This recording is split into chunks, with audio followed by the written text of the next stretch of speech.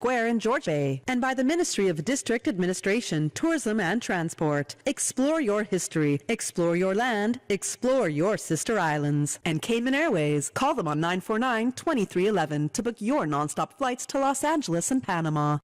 In answer to his question about the subjects. There are more questions than answers. Radio Cayman's Talk Today. Oh, what a compliment. For that, I thank you. What a compliment. No, they are hopeless and hungry. Now it's time for us to stand up for God or we fall to nothing. It's time now for Radio Cayman's Talk Today. If you're ready to talk, we're willing to listen. Cayman Islands' foremost listeners participation program. Radio Cayman's Talk Today. Listening to the general public, what the public is saying.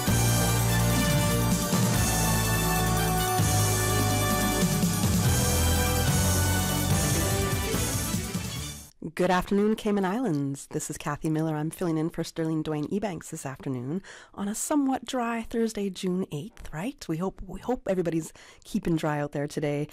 I do want to let you know that if you are going to be calling us, our 1-800 number is currently not available, so make sure you do give us a call on 949-6990, or you can WhatsApp, call, and text us at 925-3261. There's only one WhatsApp call allowed at a time, otherwise it'll cut the earlier person speaking. So please be mindful of that and wait till that phone call has ended.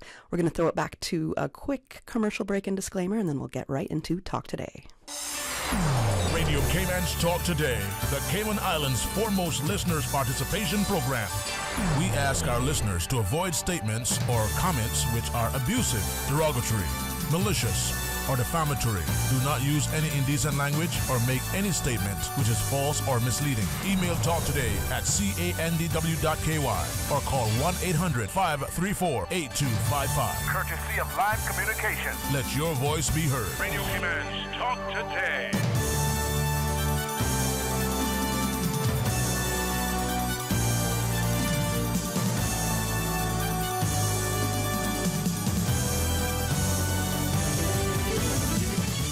Good afternoon and welcome to Talk Today. I'm Kathy Miller filling in for Sterling Dwayne Banks, and I'm very excited about our segment of Talk Today this afternoon.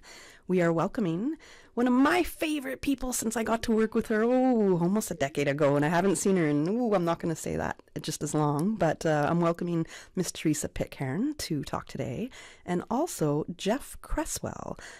Joining us later will be Merta Day, and we're going to be discussing the origins of the Harquail Theater, the growth of the performing arts in the Cayman Islands, and its influence on cultural preservation. So good afternoon. Welcome to Talk Today. So thank you very much, Miss Cat. So let me be careful, because the next thing I know, the next time I'm on OC show, he makes some statement about how I don't like him and I prefer you. but that might be true though. I'm just saying.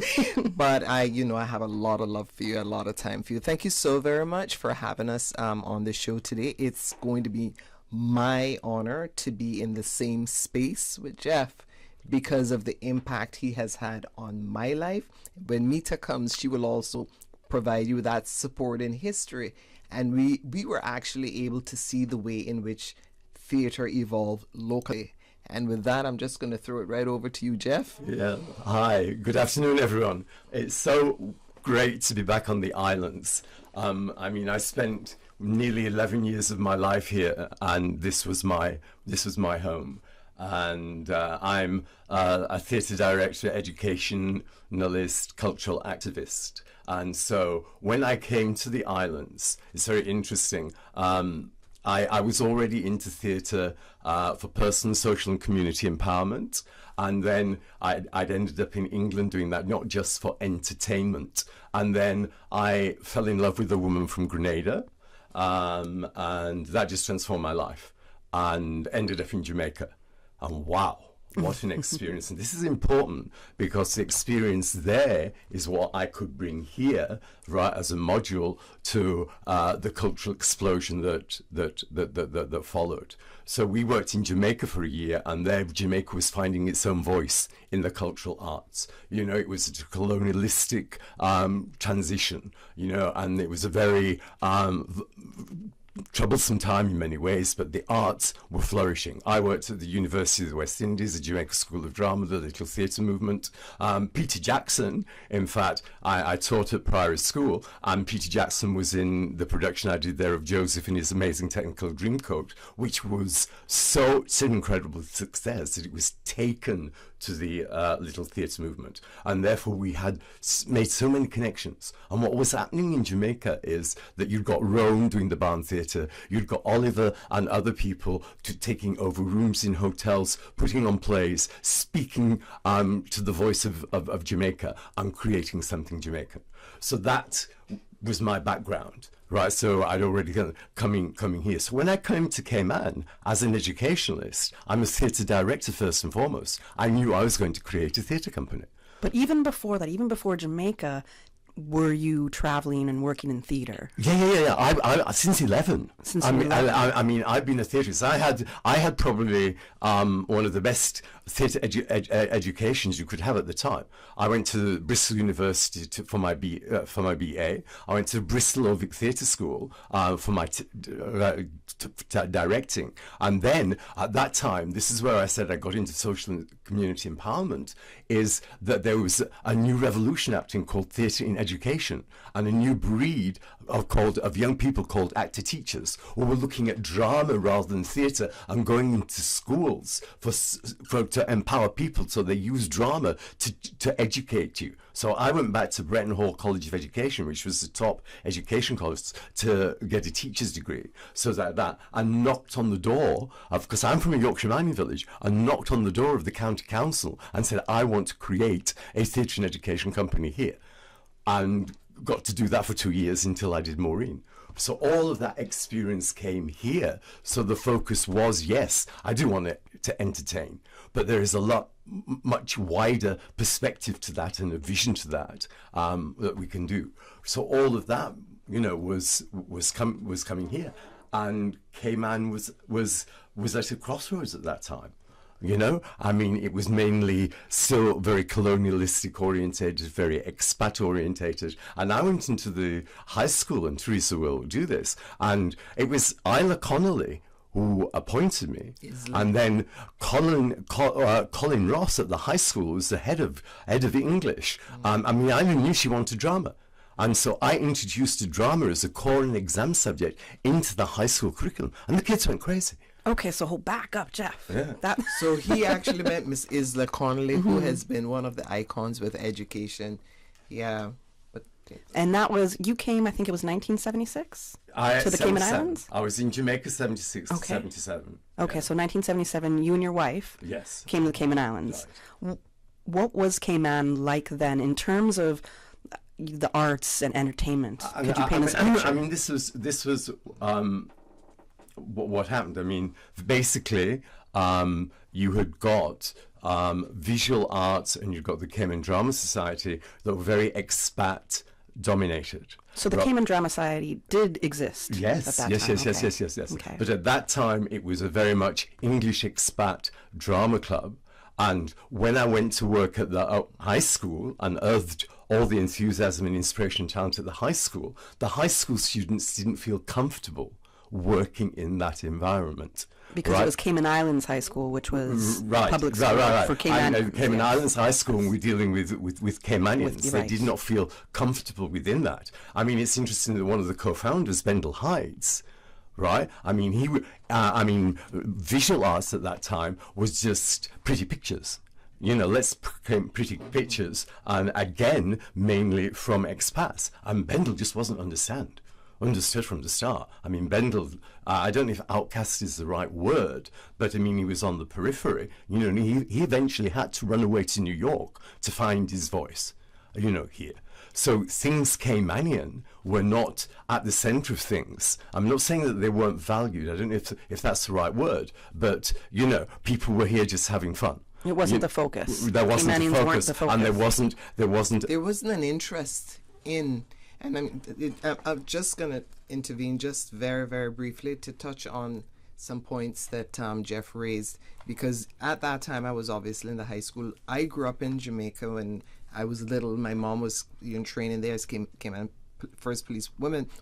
So I my mom lived in Norwood Avenue, right outside by the Barn Theater. So I used to walk by there every morning, then walk down to the little theater, and that's where my interest originated. So when I was in high school, for example, the very first play they did right before Geoff came on board was something like the Sound of, they did the Grinch Stole Christmas, and then they did Sound of Music and so on. So, and there, it wasn't even organized.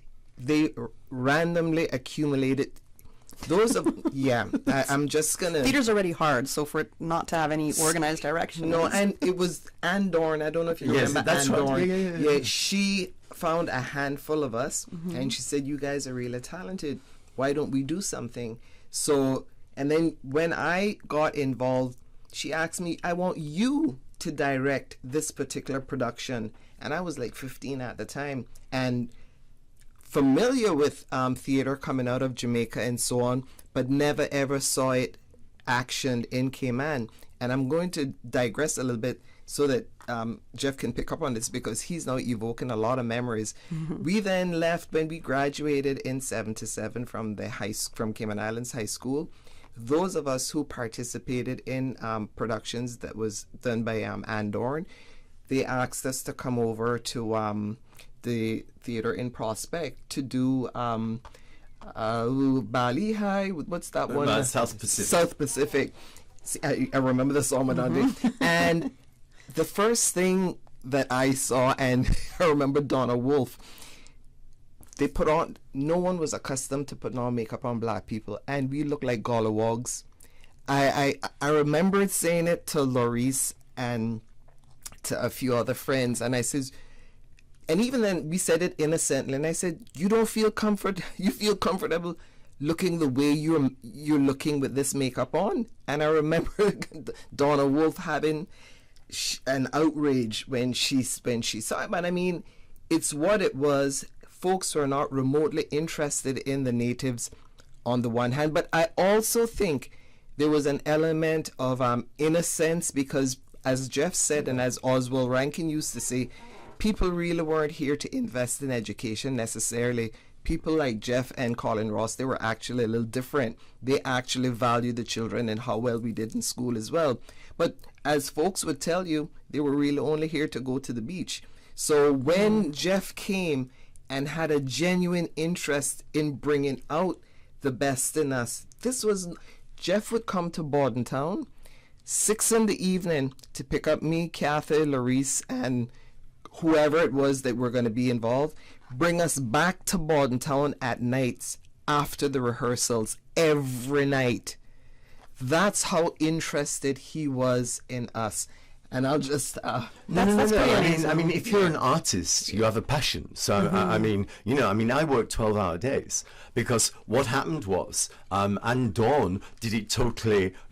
I did it out of that, but we put drama on as a subject as well. So the interest came from the fact that it was not just performance orientated, but it was a subject that everyone had to take. Right. And out of that we unearthed it. And so we arrived in August, and in December we had Christmas Cabaret with 100 Cayman students on the top of the cistern doing a musical review with 100 people. Yeah. And it was either there or then Oliver that happened in the first musical. Right. The Cayman Compass says perhaps cultural history has been made. Right. But within 3 months, we had 100 Caymanians on stage singing, acting, dancing. That's within the schools. Yes, That's within the schools. Yeah, in the school, in Cayman Island High School. And then 3 months later, we had the production of Oliver. Michael McLaughlin, who's in that, was one of the Olivers. Mike is still around doing his thing. We have to cut to a commercial break right now, and we'll return in just a few minutes to continue this discussion. From boat days to beach gatherings, leave the catering to Subway. Choose from small and large sandwich platters, double meat wrap platters, and top it off with optional cookie platters. for dessert.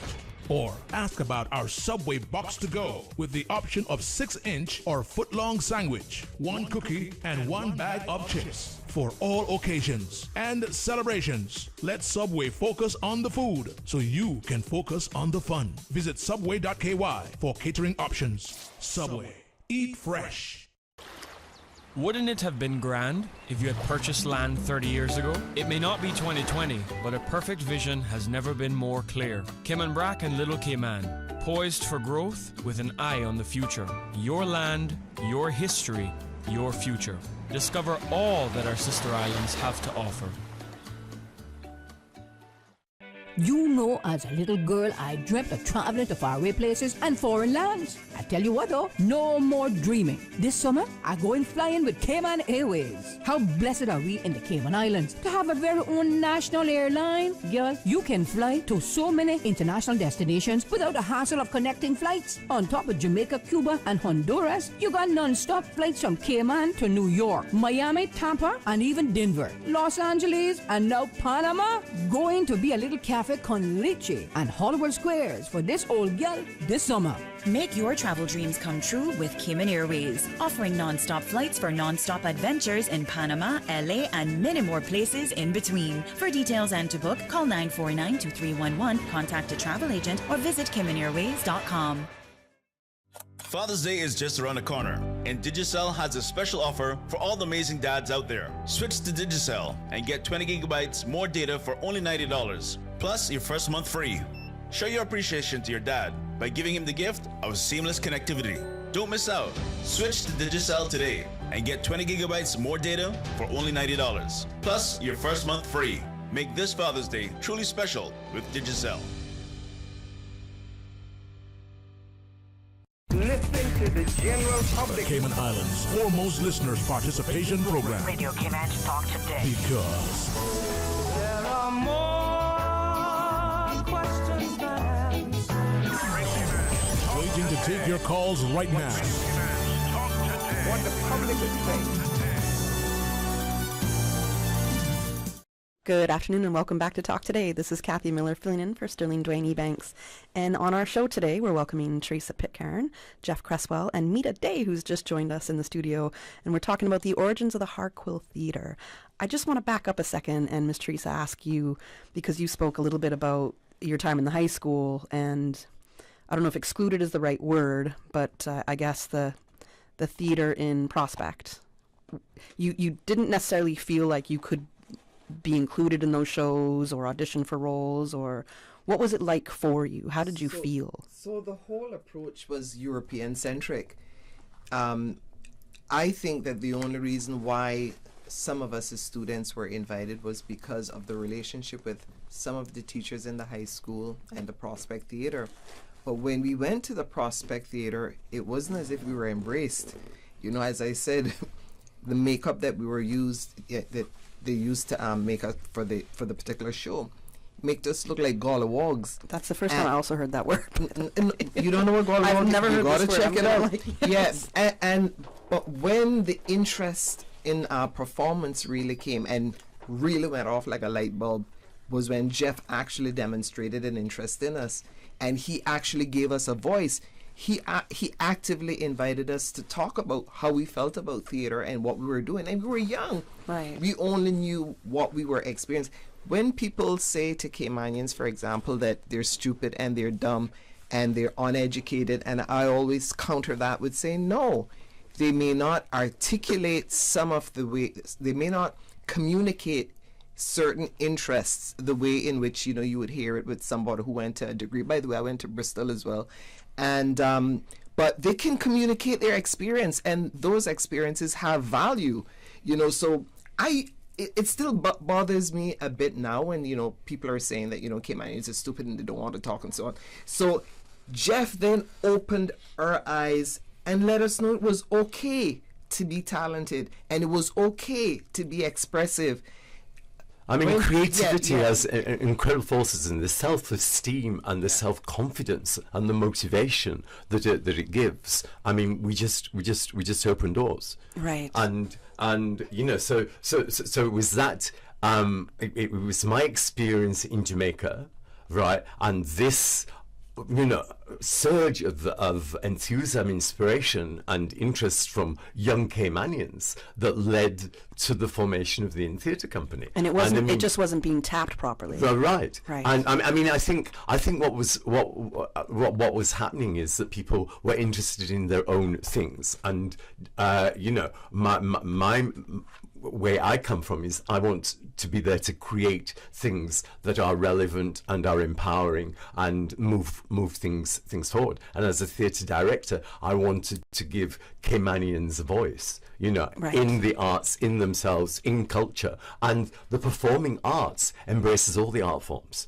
So we're talking about that, and that has to be then rooted and look back, in the encouragement of indigenous things, which came later, and that was that. But at the same time, Frank McField was returning to the island. Ben Lydes I've already talked to. You've got my wife, who was a designer, writer, and things like that. And you've got Anita Ebanks, who was, I'm not sure if she was teaching or in the museum at that time.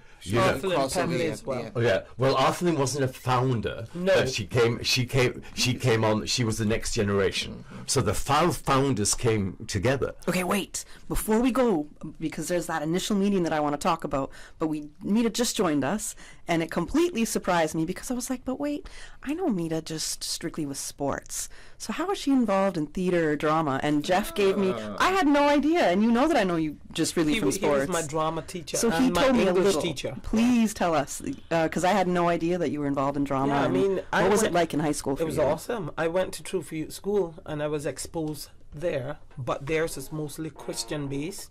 So I played the role of Mary, and I remember playing the piano at the age of 8. And I taught myself the piano by putting numbers with sticky tapes on the keys. Wow. With numbers, and then picking out the song, and then writing the numbers down, and my brother playing the guitar. So I was involved with singing and being on stage from there. And then I went to what was then Cayman Islands High School at the age of maybe 11. Wow. I started in February, and then I remember this loud, boisterous voice. I was late because I was trying to find my English class, and he was up there pointing his finger and get in here and stuff. And then I was like, I don't know if I like him. And then I got invited to try out, and that was it.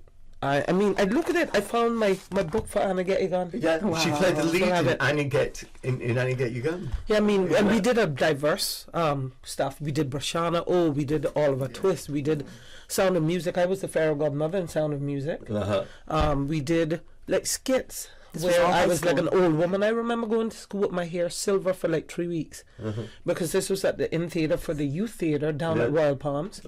And I was doing that song about my coffee. We don't drink mango tea. And we had people like Miss Samuels was a Spanish teacher, I think, that was involved. And we did like Louise Bennett skits, and we did all sorts of stuff. We did the Louise Queen. Burke. Yeah, we did the Queen Jubilee, and I think Sheila Magnus was the Queen. Rayburn Farrington was the Duke, remember, for the Jubilee and the Town Hall, and I was one of the women in the crowd, one of the, whatever, Viscountess or something. So when Geoff came on the scene, I did drama as a subject, and when we did like Cinderella 2000, we also did Fiddler on the Roof. No, but down at the theatre after I had kids. The theatre is a different thing. There's 3 things that we've got to look at here. Yeah, there's the high school, which is the birth, right? Then there's the In Theatre, and then in the middle there was the Cayman National Youth Theatre, in which Theresa played one of the major roles. Right. So we're looking at building bridges. And everything connected, because I was in productions at John Gray High School. We did Christmas Cabaret out on the Sistine Park. That was the first one. Yes, and then we did plays each year. I think we did them springtime and Christmas at school, and then in between that we did plays that were done out of this new group with the youth people like Lloyd Samuel. Yeah, we had to create a 6 months, because what happened? So the 5 people got together. So we've got the high school going. The high school is buzzing, but at the same time, remember, I've already come here with the vision that I want to create something that is like Jamaica, what I've seen in Jamaica, and bring that here and help revolutionize the arts here. So I went knocking on the doors.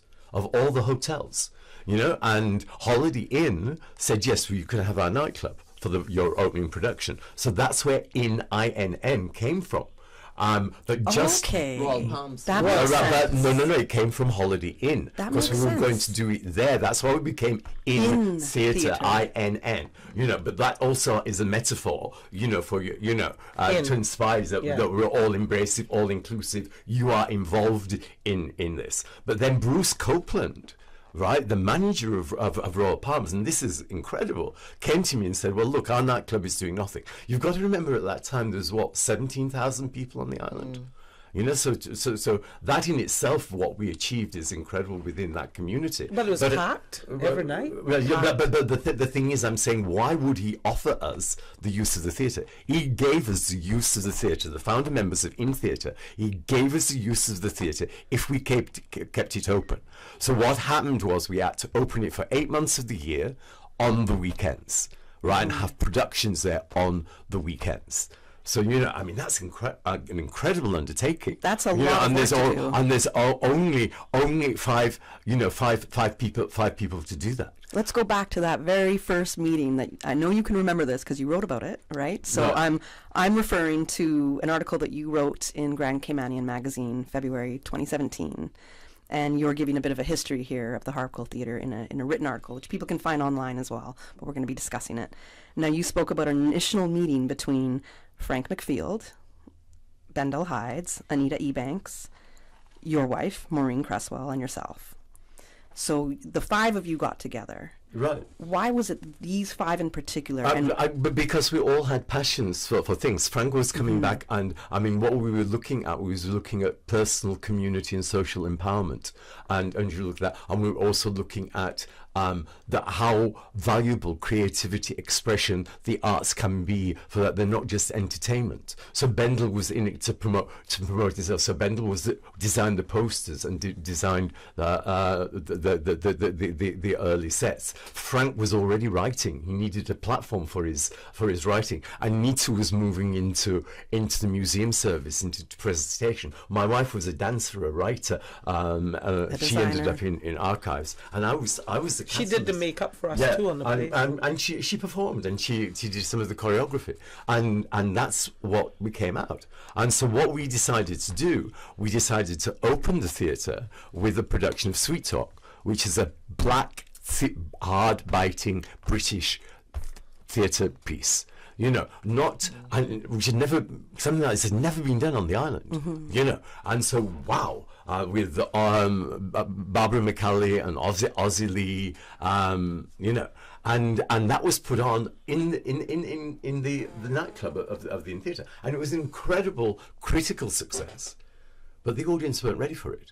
They were used to the musicals, they were used to the light entertainment, they were used to that. So we had to pause. We would lose the... Now, is that more of an expatriate production? So, and again, in that article says, for the In Theatre, as you also explained, you had a vision of really honing in on Cayman's culture and bringing that alive, right? You had said that you were aspiring to be a cultural catalyst for Cayman, changing the expatriate focus that had therefore, or heretofore, dominated local stage production. Right. So when we say expat focus, do we mean just in the actors and the people part of the production, or in the actual show content? I mean, in the show content. Okay. You know.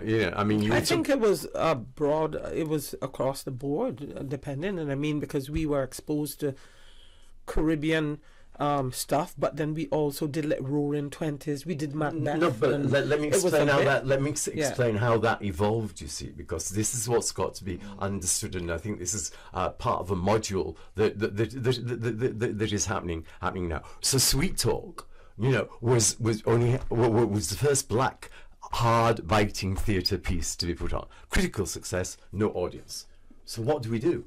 Are we going to lose that? No. So what we decided to do, we would create, right, a repertoire, right, that did have musical reviews, that did have comedies, that did that, but we would have Caymanians playing the roles as well as expats. So right? that's how you got In Company with Anita Right. But the first one we did was This Is Musical. Yeah. Right. Yeah, and then every year we would do a musical review. So what we had now was the key. The key was to put on any type of show, but it was a multicultural cast with Caymanians, at the heart of it. So as you were doing some things like that, and within, we were doing a 6-month, season of plays. Right. And at the same time, then we brought over Jamaican artists to help do that. We got to cut to a commercial break right now, Geoff, and we're going to come back and you continue with this train of thought, okay? Are you ready for an incredible opportunity? Switch to Digicel this June to win a round-trip flight for 2. Yes, that's right. By switching to Digicel, buying a Prime bundle, or simply paying your bill, you could be jetting off to any of the breathtaking Cayman Islands destinations. Imagine exploring stunning beaches, vibrant cultures, and making unforgettable memories. Visit a Digicel store near you to make the switch today. Seize this amazing opportunity. Digicel, better together. CUC Advisory. Customers are advised of a scheduled outage on Monday, June 12th between 9 a.m. and 3 p.m. for Batabanoo Road in West Bay, from the junction with Willie Farrington Drive east to Morgan's Harbor, including all side roads. For more information, please contact CUC's customer service team at 949-5200 or email service@cuc.ky. Are you tired of waiting in long lines at the pharmacy just to fill a prescription? If what, child, let me tell you. Well, now you can save time and money with ValueMed's online prescription service. Visit ValueMed's new website, valrx.com, and click the Refill Subscriptions button. Fill in your information and choose your preferred pickup location. Or email your prescription refills for ValueMed Walkers Road at rx-wr@valrx.com, and for ValueMed in Boddentown, email rx-bt at valrx.com. Say goodbye to the hassle of waiting in lines and hello to the convenience of online prescriptions with ValueMed Pharmacy. Visit valrx.com to place your orders today. Heart disease, cancer, diabetes, and respiratory illnesses are among the top causes of death in Cayman every year. From June 3rd until July 31st, the Ministry of Health and Wellness will conduct the STEPS 2023 National Health Survey to better understand the prevalence of non-communicable diseases within our nation. Log on to www.gov.ky/steps to learn more. Listening to the general public. The Cayman Islands foremost listeners participation program. Radio Cayman Talk Today. Because there are more questions than answers. Radio Cayman. Waiting to take your calls right now. Talk Today. What the public is saying. Good afternoon. Welcome back to Talk Today. I'm Kathy Miller, filling in for Sterling Dwayne Ebanks. Don't forget that you can give us a call. We are happy to talk with you, 949-6990, or you can WhatsApp, call, or message us at 925-3261. In studio right now, we have Theresa Pitcairn, Geoff Creswell, and me today. We're discussing the origins of the Harquail Theater, the growth of the performing arts in the Cayman Islands, and its influence on cultural preservation. And Geoff, right before the break, you were talking about some of the first productions that In Theater had put on. Yeah, I was talking about the ethos of where we were going to. If we were doing a 6-month season of plays, right, then we had to use the talent that we were unearthing at the high school as the driving force. We had to use the expertise and passions of the expat community. So what we were creating was a multicultural, inclusive performance ethic. So whatever play we did, right, would involve everybody. But the focus would be encouraging Caymanians to develop skills and to do that. And on the performance side, it was incredible. So that happened for, 10 years. I mean, to actually do 6 productions a year is a phenomenal undertaking. That's a lot. It's a lot, and we did it, and we did it with that combination of help. And then, to see how successful it was, I think it was in 1980 that Arthur Lynn wrote Sandman's Preamble. So we had the first totally Caymanian production in 1980, right? You know, all that time ago, and that was virtually 99% Caymanian, you know, that was looking at it, and that was all Arthur Lynn said. Arthur Lynn directed it. You know, I stepped totally back because he was a chance, you know, to do that. And then in 81, that was followed by the first production of Time Longer Than Rope, at Frank's play, because we had got Frank, and we had you know, that focus as well. And at that time, what happened was that because of my Jamaican connections, I think at that time we'd already brought over at least one Jamaican production. I mean, we brought over, in that 10 years, we brought over Bella and Blacker, we brought over Leonie Forbes, Charles Ayat, Earl Warner, Trevor Rohn. We brought Sizzy Banzi Is Dead from with Errol Johns and Wilbert Holder, which are Caribbean artists coming onto the island, which then inspired the young people as well. Now that was over a whole period, but we'd already started that, and that obviously inspired Arthur Lynn. But what that did for me was I was invited to the first Caribbean International Playwrights Conference to represent Cayman in 1981. That was sent in the Virgin Islands, and that was run by the Eugene O'Neill Theatre Centre and Yale. So this is an incredible prestigious thing. So we got contacts at the top level with American, and I was at that time there was an organisation called Theatre Information Exchange, which was run by one of the icons of Caribbean theatre, Ken Causby. You know, and I was elected by my peers, a white person at that time, to be vice president. And Alwyn Bully, who was the director of culture for UNESCO in Jamaica, was the president. So we had that connection. And because Alwyn was so busy, I got to represent the region more than he did. I was taken to Bellagio in Italy for that. I ran the Pan-Caribbean theatre company that put together the performances that we did, and it was while being in the Virgin Islands at 81 which was the Carifesta came up, and I just mentioned that Cayman has never been to Carifesta, and then we got an invite to Carifesta. You know, and that opened up doors to other things. Am I correct, You know. Theresa, in saying that first time that Cayman went to Carifesta, were you part of the contingent that went? Definitely. Yeah, so what was that experience like? You know what I remembered as I'm listening to Geoff? I had my hair for the first time short like this, or may even been shorter and natural. And I remembered when what's the name of the band from Trinidad? Trade Winds? No, that's Dave Martin's one. The other one, can't remember. But they would come to Cayman and perform all the time, and they were also performing in Barbados at the time at Carifesta. One of them had Crossfire? One of them had a little crush on me, and we went out, a whole bunch of us, and he said to me, "You're very attractive with your hair natural." It never occurred, and that's something that is small in the scheme of things, and especially in today's world. But in Cayman, where you're growing up having natural hair, and people are always straightening your hair, and that process in your hair, and as we're discovering now, is almost even cancerous, and so on. They say it now affects your uterine. But I had never heard someone speak of beauty, black beauty, in as being natural.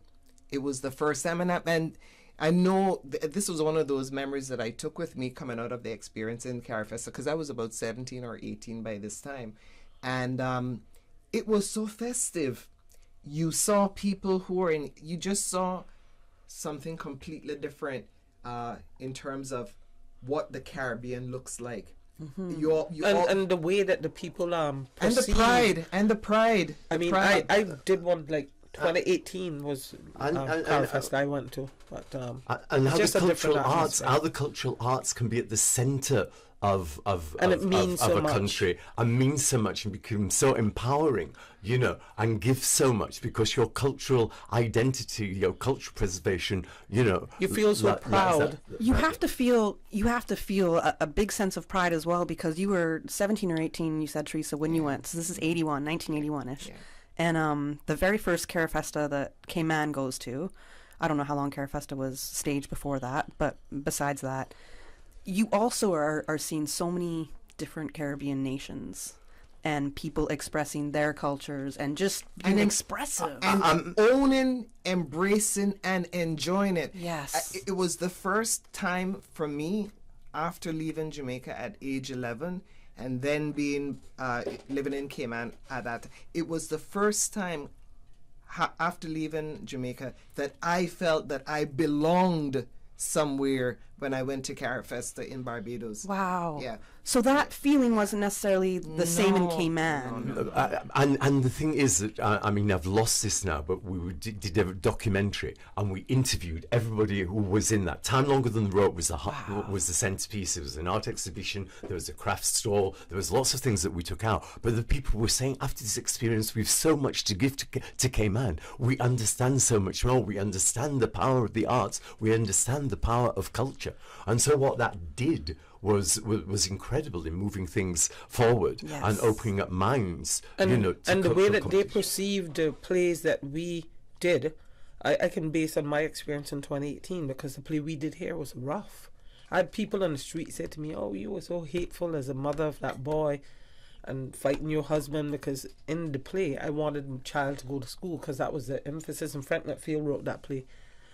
He must get an education, and the father wanted him to go be a fisherman. And when we went over there, it was a hardship. And when we were there, Frank, just driving around in a bus, was telling us where that came from, because a lot of his plays were written based on true stories that happened within the community here. And over there, it wasn't deemed heavy to them, because they understood, because a lot of these things happen there and they talk openly about it. Whereas here, I guess, as a younger country, we're still a little bit You think it had something to do with the youth of the country? No. A younger... I think as Cayman get older as a country and more people stand up and hold people accountable, we'll speak more freely about stuff. You grow. But you see, we planted the seeds for that with doing Frank's plays and other plays, when we do Time Longer Than the Rope, when we do Downside Up. But the community at that time, was very small and was very conservative. Yes. The idea to still be quiet or stifle your train of thought, your expression. But the power, and here. it was a mixture of that. But the important thing is to start to look at the wider picture, right? Because the Carafesta experience is there as an inspiration, to do that. And we had, like I said, the connections now with Yale, with the Eugene O'Neill Theater Centre. I mean, the climax of that was that Wendy Dakin, they gave her a scholarship to go there. Was that one of the first that you can remember, scholarship in drama? She's been the only one. And I got that through those contacts. And Wendy went and then was trained professionally, to come back and then share that with us. And Wendy has been at the heart of in theatre. But you see, the thing is that what happened, it was such a roller coaster ride. This was meant to happen. I mean, so what happens then is Steve McTaggart, out of the blue, decides that he wants to build a theatre.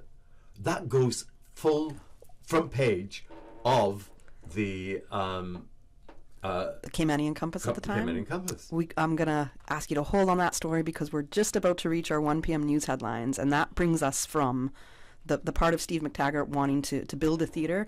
That takes us a little bit away from where In Theatre was at that time operating out of, which was the Royal Palms Hotel at the time, right? So right after our 1 p.m. news headlines, we're going to go into the story of how the In Theatre got their own home. Keep my ground so clean. The heart and soul of the Cayman people.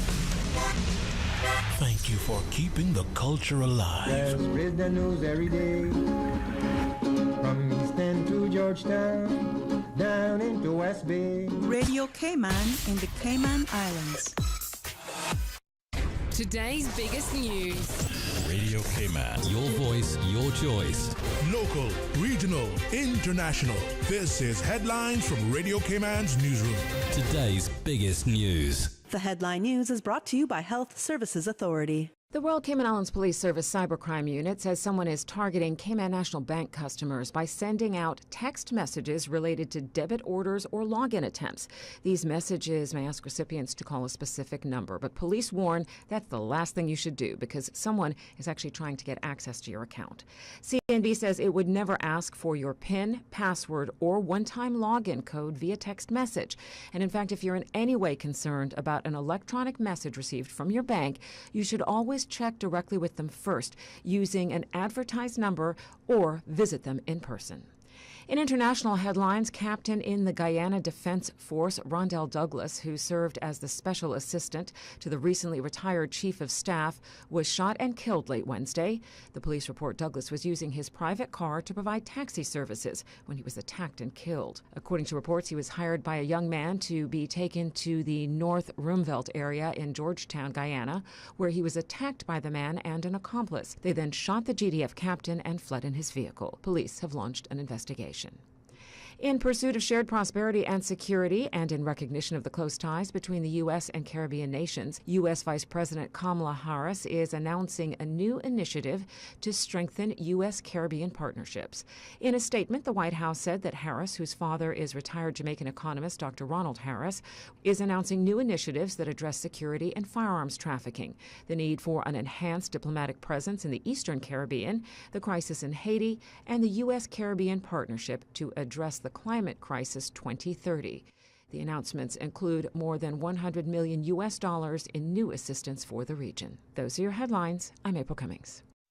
For the latest in news and information, follow Radio Cayman on social media, Facebook, Instagram, Twitter. Download the Radio Cayman app or log on to our website, radiocayman.gov.ky. The headline news are brought to you by Health Services Authority.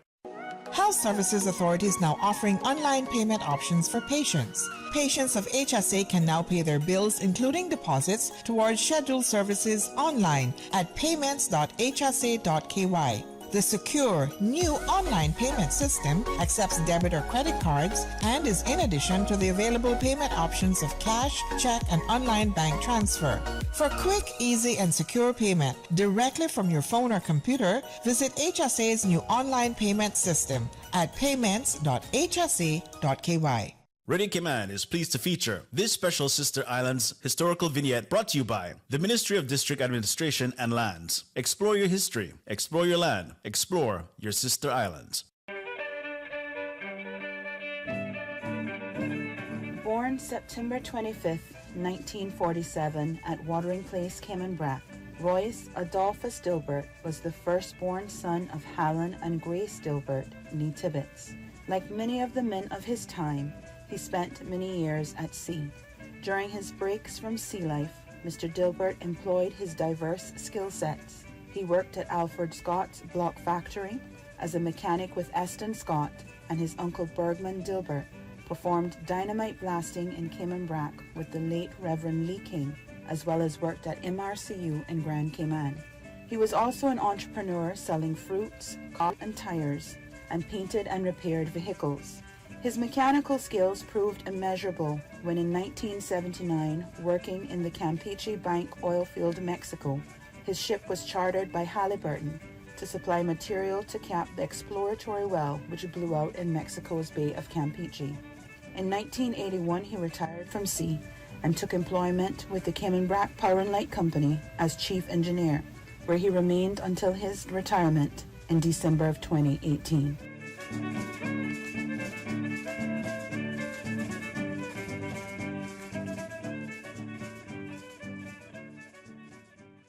Radio Cayman is pleased to feature this special Sister Islands historical vignette brought to you by the Ministry of District Administration and Lands. Explore your history, explore your land, explore your Sister Islands. Talk today. But I do have some questions. Talk today. Cayman Islands' foremost listeners participation program. Talk today. Because there are more questions than answers. What the public is saying. Waiting to take your calls right now. Sterling Dwayne Ebanks.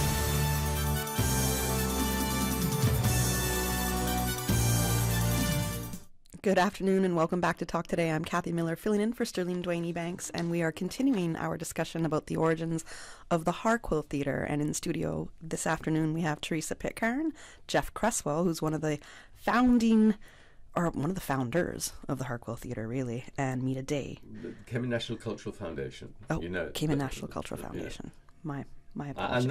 And the Harquail is part of that. So yes, right. So definitely of the in theatre, which we need to look at the umbrella organisation that we created, which was CNCF. Right. Right before the break, you had mentioned something about Steve McTaggart going to. Yeah, I was tell just us. looking back through because I brought with me. You can't remember everything, and when we were discussing before, because like I said, we went to a very popularistic thing and did Guys and Dolls in the second, a full-scale musical in a cabaret setting. As well as In Company with Anita, and I always remember that we had 6. Dancers, and they were much like I think it was only Laura Whitney who was not Caymanian, and that's where Lorna Reed came in. So dance became a central part of that, because as you'll see with Lorna's involvement in that and how the Cayman National Dance Theatre, that song called Charleston, and how Susan Barnes got involved with dance, because that set her trajectory as well. Wow. That's pretty amazing. Lorna Reed did the premiere production of Cayman Dance Theatre Company, Cayman Awakening, at the opening cultural panorama Evening of Dance, with Troy Leacup performed in that, Susan Barnes performed in that, Lorna Reed performed in that. Because we were pushing, for everything, but that's. Different people had different areas where they were stronger, so that's where they branched off and made their living. Some of them, every Saturday we would that kind of stuff, or follow their passion. Yes, every Saturday we actually went to dance rehearsals with Lorna, because I know Roper started something as well with dancing. Maureen Kidd, Gina, Janet Gordon, and that's kind of like what we did, and that was just baked into the National Theatre movement that Geoff and Anita and Frank and them were doing. We were like family. Everything tied into each other. As Mita said just now, we were huddled up in Geoff's little car, squeezed like sardines, sitting on each other's laps because to get a ride to the theatre. Inclusiveness, collaboration, and everything had to work together. That's what we were trying to do. Because on an island this size, you need that, for it to move forward. So as it wasn't divisive. But I can't believe that what we're doing, because even though we had a cabaret setting, the stage wasn't huge. And if you're talking about doing Guys and Dolls in your second season as one of the productions, and then In Company with Anita, and already you've got, Caymanian women and Caymanians, at the heart supporting Anita. And we were exposed in every respect, because if I wasn't like doing a solo piece in this one, or one of the people who were just behind the scenes, I was either front of house, I was helping with wardrobe, or helping with the props, or something, taking the stuff off in when the scene's blacked out, doing makeup. So you got exposed to every different aspect. I ended up doing drama as a subject. Because I loved it so much. Right. And it wasn't limited. You weren't limited to one genre, right? So, like Mita was saying, you expanded that kind of, expanded your passion, but also your talent. You could be doing something in dancing with, In Company with Theater or something, and then the next one you were the lead in this era. And even tragedies. Yeah. So Geoff didn't limit us. We all, and it got to a point. I get so excited now and Yes. so animated because it got to a point now where we didn't even have to come out and do auditions. Geoff just knew all of us. And this play, you're taking lead roles, you're doing this, you're doing that, and then this one you're going to be. Yeah. And so you switched. Did that work, Geoff? Was that okay? We also did have auditions. Oh, yeah, you had proper audition, but you because had we had to be inclusive. But we knew that, where it gave me an indication of what to do to help, develop what was Right. needed and what talent there was there. Sometimes you like just that. see somebody and they're perfect for a role, and you know that. That's Right. part of being But a the director. The thing is, as well, is that we could do this because we had to keep the Royal Palms open. Right. And the high school program, you had to do something. And we also looked at the Cayman National Youth Theater, right? So the original plan was that you would have the high school, you'd have the Cayman National Youth Theatre, and you'd have the in-theatre. And Yes. unfortunately, we only ever did one production with the National Youth Theatre, and that's just because I couldn't. I was working 12-hour days. When did the National Youth Theatre come along? About 79, 80. Yeah. Mm-hmm. Okay. And they I did would want to say about 79 because I graduated in 1981. Right. Who was And that that's under? definitely before. Yeah. I I finished just know school. I know that they elected me as chairperson to represent the youth. Yeah. I just yeah. Wow. We missed a big part with that. No. That's where I pulled it back. I was rushing because I didn't realise we were here till 2:30. Oh, yeah, we have time. Okay, Right. Yeah. So the thing is, the plan was that, right? But I couldn't do everything. I mean, it's working 12-hour days, like I said Plus before. teaching English. But And drama. mainly drama. But by that time, but the idea was to empower the youth. We had a committee. We did a Jamaican pantomime. We did Brushana O, and that was amazing. Powerful. And that. We didn't do it at the in theatre. We did it in At the the town hall in town, right? Which was Georgetown. where the Cayman Drama Society were performing before they built Prospect Playhouse. Okay. That was huge. Roshana O was amazing. Yeah, it Rolling was, calf, you name it, Leroy Holness. Yeah. I mean, it was done brilliant. because you've got Raina, you've got Theresa, Raina's you've my got sister. Leroy Holness. You've got Leroy Holness Real- and Diane, I can't remember her surname. who played the Obia type. That's woman. right. Oh, yes. Yeah. Rolling about, Leroy's still in everything today, almost every production. To this day, he Yep. went whenever he see me. Willel, how are you do? Because Pure pato going on it in was that. so good. He does the same with me in this one little production I was with in Rundown with him one year, and he still speaks he's to me. brilliant. He's From a scene we did. I mean, He's so funny. Leroy became one of the driving forces. I mean, he was central to the musical productions, to the comedian productions. Yes. Very much. And we have people like Matt Brown that does that very ably. Oh, yeah, absolutely. So we were building the skills all the time, and we had a vision, right? And like I said, because theatre embraces all of the cultural and performing arts, right? Our mission and our vision was all encompassing and inclusive.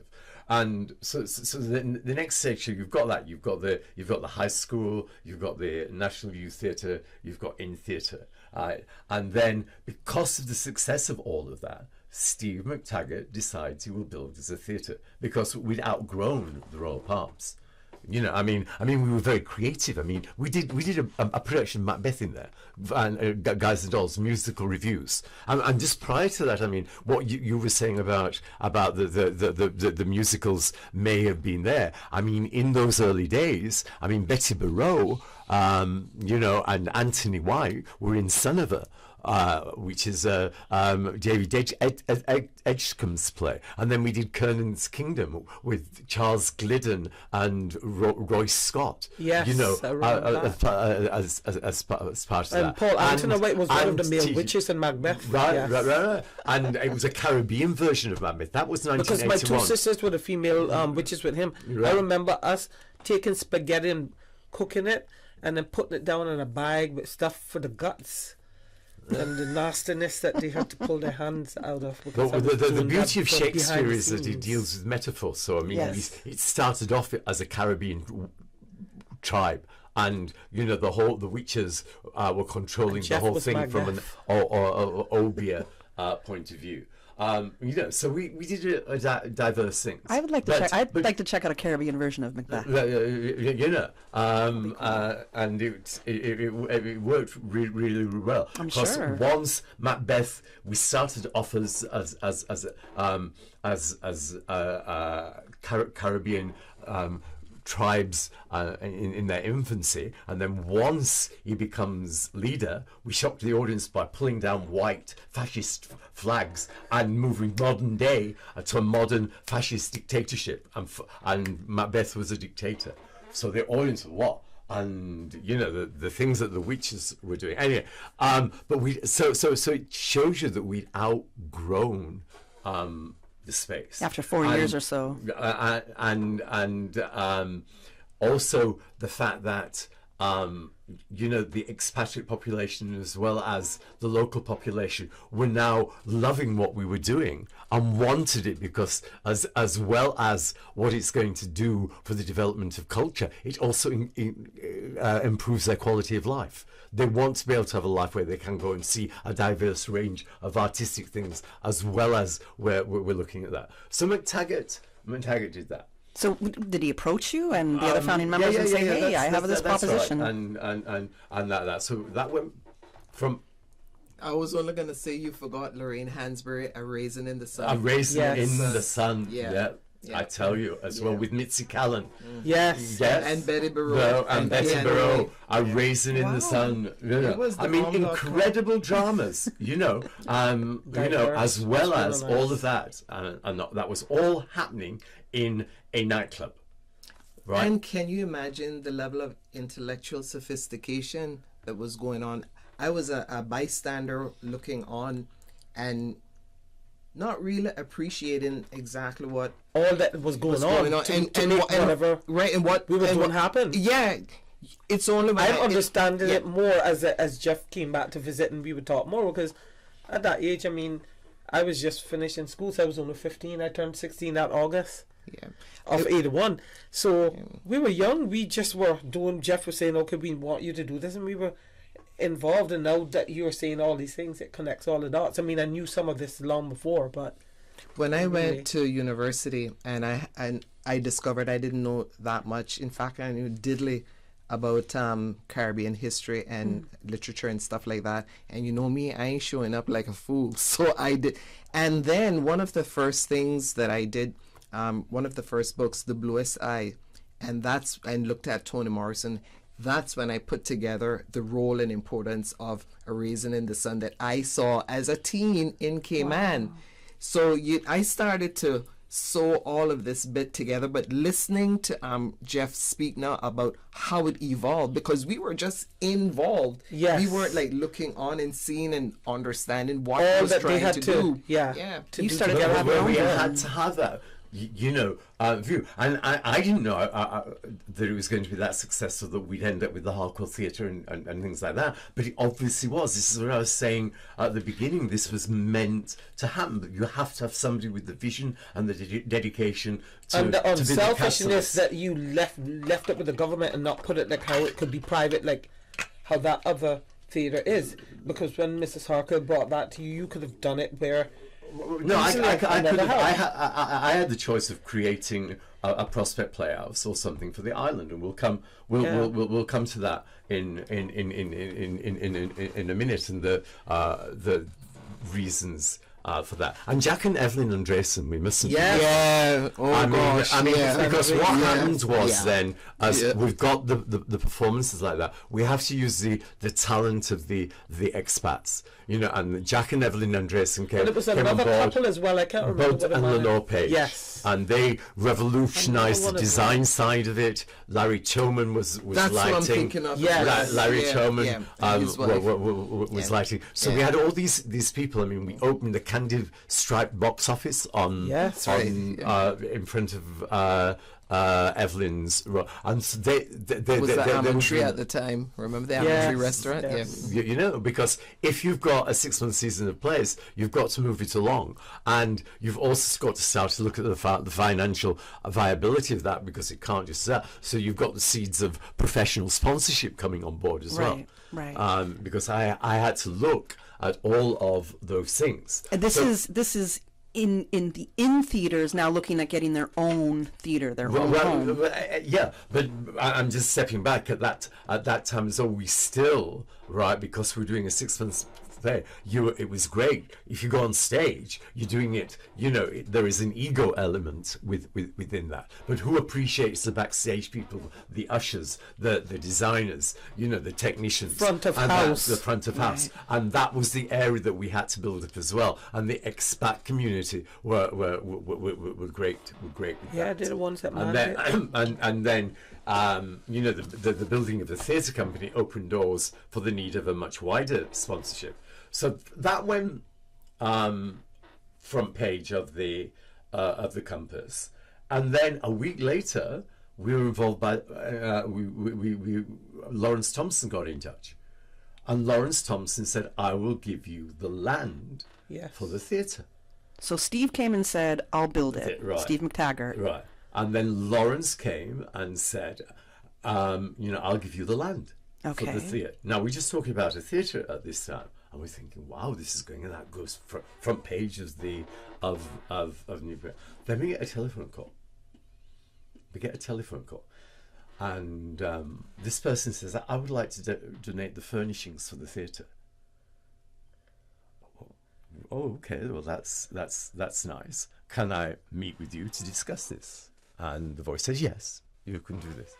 So I always remember this, because it's something that, you know, memories that just glued to your mind. So I drove down what Whitehall Gardens turned, and there was one of these wire fences, and there was a little bungalow, and there was one of those cowbells.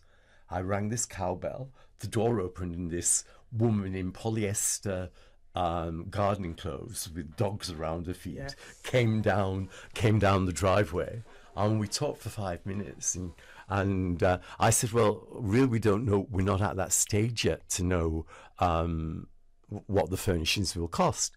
How much would you like to donate? And she said, well, I think I'd like to donate $500,000. Wow, that's a lot of money for back then. I stopped myself from fainting. I mean, you know, $500,000. So I said, well, could you put that in writing, please? And that letter is now in the National Archives. I've given most of my memorabilia. Now, that money was all given to In Theatre, right? Mm-hmm. That letter, that donation is to the In Theatre company. So In Theatre, I've got $500,000. They've got the land, they've got Steve McTaggart, so they can go ahead and build their theatre. Right. But already, right, coming from England, coming here, if you build a theatre, there's no theatres in England that are surviving without government sponsorship, a serious fundraising campaign, as well as box office income. So is now, sustainable? can a island of this size, right, afford a theatre company? With how many people were on island around then? You said around 17,000. And that's kids. Yeah, well, half of them are kids. And so are we going to drain, you know, the coffers? You know, if we do that, and already, you know, we were financially limited because we had to start to look at maybe, in inverted commas, professionalize certain areas, the backstage areas, and things like that. Even in theatre, because we couldn't sustain it if we were going to do that. So is it financially viable? Really, is the big question. Is it financially viable? We do have a caller on the line, so let's take the caller while they're here. Good afternoon. Thank you for calling Talk Today and for listening to the show so far. How are you doing? Good afternoon. I am doing great, and I must say, what a panel! Oh my it is goodness great. Gracious me, Geoff Creswell, my old drama teacher. Do you recognize his voice, Geoff? I didn't have no whole heap of major parts, but I was there for all of the productions and stuff. The biggest part I had was in The Sound of Music, and I was the bowing nun, if you can remember me. But I sang in the choir, and I was in the Grinch and Sound of Music's in Well 2000, and there was Oliver, and I did behind-the-scenes stuff, makeup, costume, stage stuff. Awesome. And, I mean, this is so amazing to have Geoff back on island, because I've been talking to him. He probably know who it is now when I say that, on Facebook, and I was supposed to meet last week, but I was a little bit under the weather, and my apologies, but I hopefully I'll get to see you before you go. Class of 1980. Yeah, I hope so as well too. Are you making that connection now, Geoff? Yeah. Yeah. Okay. Who's it, Anya? Who? Rita. Who's this? Lisa Gold. Oh my gosh. Yeah. Well, Lisa is into making all sorts of stuff. Lisa is awesome. Yeah. Awesome to hear you. All the stuff. And remember Lisa Arch too, you know. Of course. Lisa emailed me yesterday. You might have mentioned her earlier, but I mean. No man, Lisa emailed me yesterday. She texted me day before yesterday and emailed me Lisa played the lead. One of the she leads was one in of the Fiddler on the sisters in Roof. Fiddler on the Roof. Fiddler on the Roof. And then we were also in Joseph. Yeah. Joseph, the amazing technicolor. And Elio Solomon. She was one of the adoring girls. Me and her shared. Elio played Joseph. Yeah. Yeah. This is awesome. This is amazing. It just takes me back to all of those times when the Wizard of Oz and Royal Palms and all of this stuff is just like floating around in my head, and it's so great to hear you all and see you all together. You know, it's awesome. So a lot of people don't know what Cayman was like back then when we were kids growing up, going through high school and all of that, walking to school or, you know, however. But this just brings back a lot of memories, and I'm just overwhelmed by it all. So, you know, kudos to you guys, and great show, and enjoy the rest of your stay in Cayman. I hope to see you before you go. Okay. Great. Thank you so much, Lisa, for your phone call. Thank you. Look. Okay. So I mean, you see the impact that it can have. So going back to the story, all right, was that I didn't want to build something that would drain, and be a burden financially to that. So what I recommended was that we advertise for independent consultants who could come to the island and do an overview. So we advertised in New York and England, and we eventually ended up appointing a group called Theatre Projects. And Theatre Projects are the architects behind what they're doing. And they came to the island, and they were interviewed over 100 people, and it took, I think, at least 8 months. It may have been longer to do this, to put together a cultural proposal. And I know from my discussions with them that where the idea came from was from a project that they were working on in America, where they were creating a heritage village. Somewhere in America where you would have the houses, you'd have people in their costumes doing things with the art, crafts, cooking, stories. The elderly could do that. So it could be an education sense. So it's all living celebration of life of that time. So you would create a heritage village. So what they came up with is that we should be creating a cultural centre, right, that embraces everything. I want to quote something that you had written in your article again from the Grand Caymanian magazine in February 2017. This is about the theatre project. And I think that a lot of what they have said still stands today. So in 6 months, Theatre Project met more than 100 local, social, cultural, political, and economic leaders, raising alarms about Cayman cultural heritage, rapidly eroding under the pressure of, quote, modernization, threatening to turn the island into a suburb of Miami. Theatre Projects recommended development of an entire cultural district featuring not only the theatre but also a heritage site and a village to research, preserve, and celebrate past generations.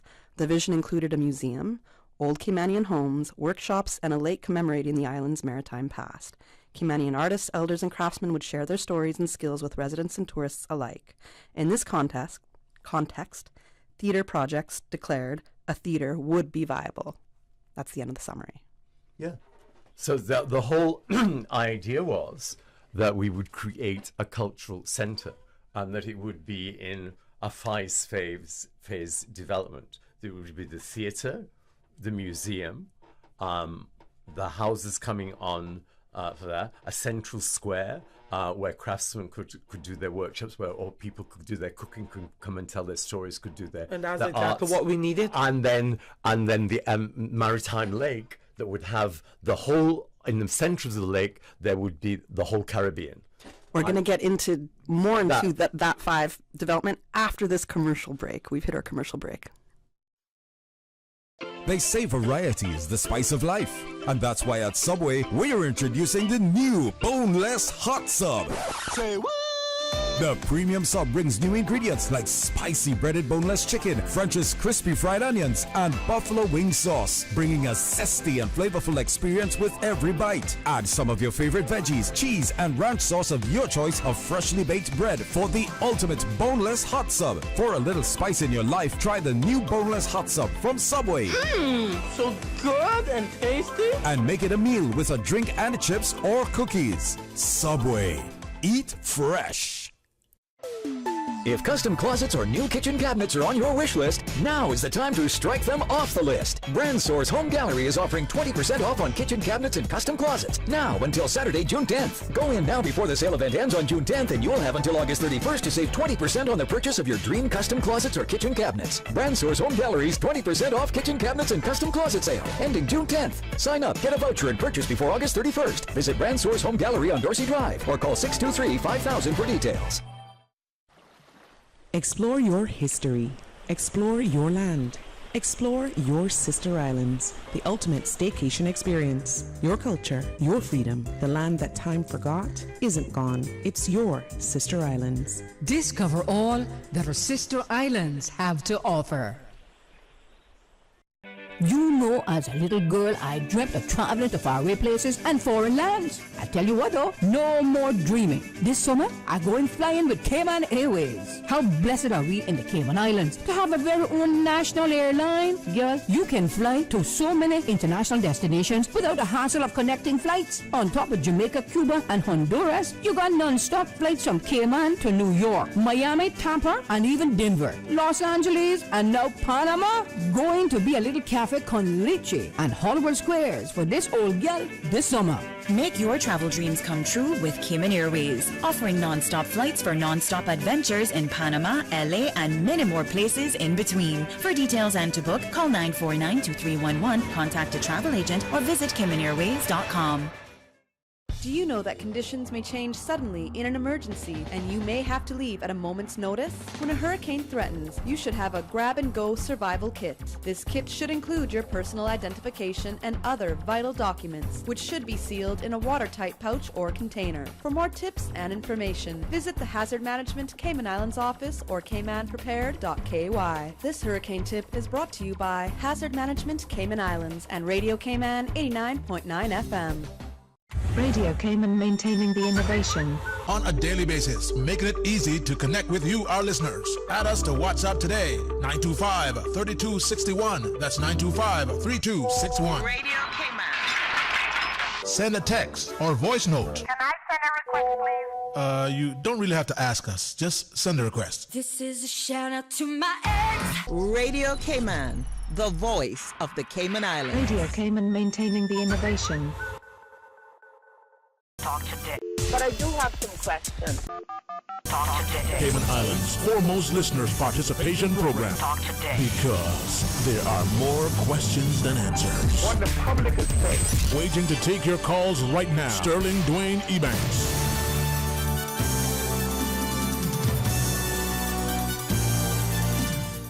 Good afternoon and welcome back to Talk Today. I'm Kathy Miller, filling in for Sterling Dwayne Ebanks this afternoon. And in studio, we are discussing the origins of the Harquail Theater.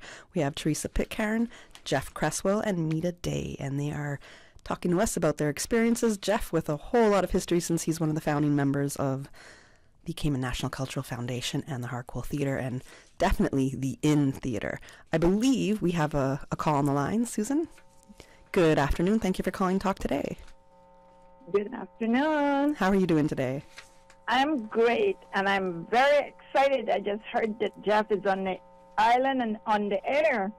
Yes, he is, yes. That's Miss Lana? This is Lana May, yes. Guys and Dolls. Guys and Dolls, Geoff. Yeah. One of your biggest productions, I'm sure, what a time we had down in Royal Palms. Even to that is gone now, so we need a real fabulous place for you to get back in and start doing some stuff. Get even the older actresses and actors back on the road. Because there's a whole generation out there that you know, had we continued, we would have a Cayman's version of professional theatre, you know, actively running, and that 6-month season of plays would have continued. So hopefully, you know, that can be another goal for the future. Sounds great. Just keep in touch and don't let that dream fail you. Get with it and get back to us. We need you. Hi, Theresa, and I think they said Merta is there with Theresa. Yes. Hi, Lana May. Yeah. How are you? Hello, you sweet girls. Oh, I'm great. Thank God. You sound well. Yes, thank you too. Okay. Yeah, lovely to hear from you. Yes, okay. Thank you for the call. Thank you. Right before the break, Geoff, I think you were describing those 5 kind of phases of development. Yeah. And that's important. I mean, that within that what you've got is you're preserving, you're celebrating.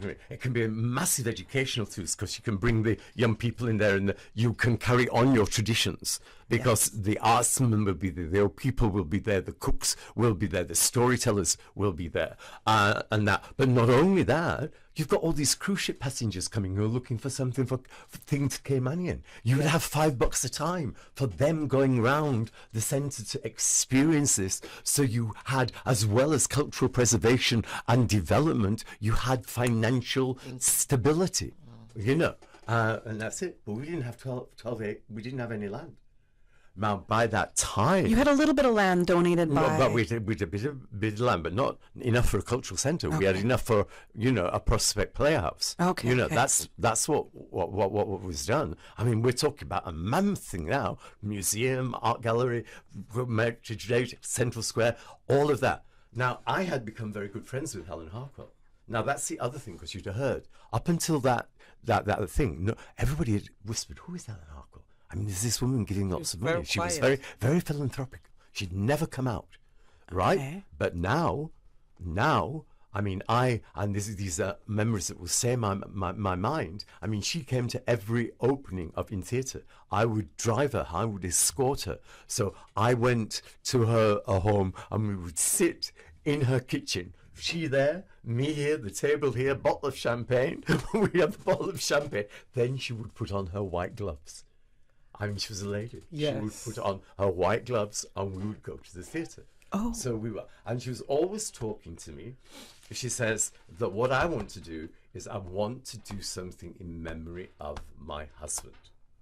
Right? This is what was at the heart of what she wanted to do. Yes. Something in memory of her husband. Mm-hmm. So the next time I'm sat with her, taking her, I think it was to Importance of Being Earnest. There you are. You see, yes, you remember that one? English classic. Importance of Being Earnest, you know, being done on the island. I say to Helen, we need 12 acres of land to build the cultural centre. And she says, okay, I will give it. Right? I'll just conversation no like problem. That. 12 acres of land. So now we've got 12 acres of land, right? We've got... Lawrence Thompson's land, and we've got Steve McTaggart's promise. And how can this be possible that Lawrence Thompson's land backs onto Helen Harquail's land? And the $500,000 as well donation. You know, well, we have, and the $500,000 donation. So then we've got it, you know. And so what we did then was to be, you know.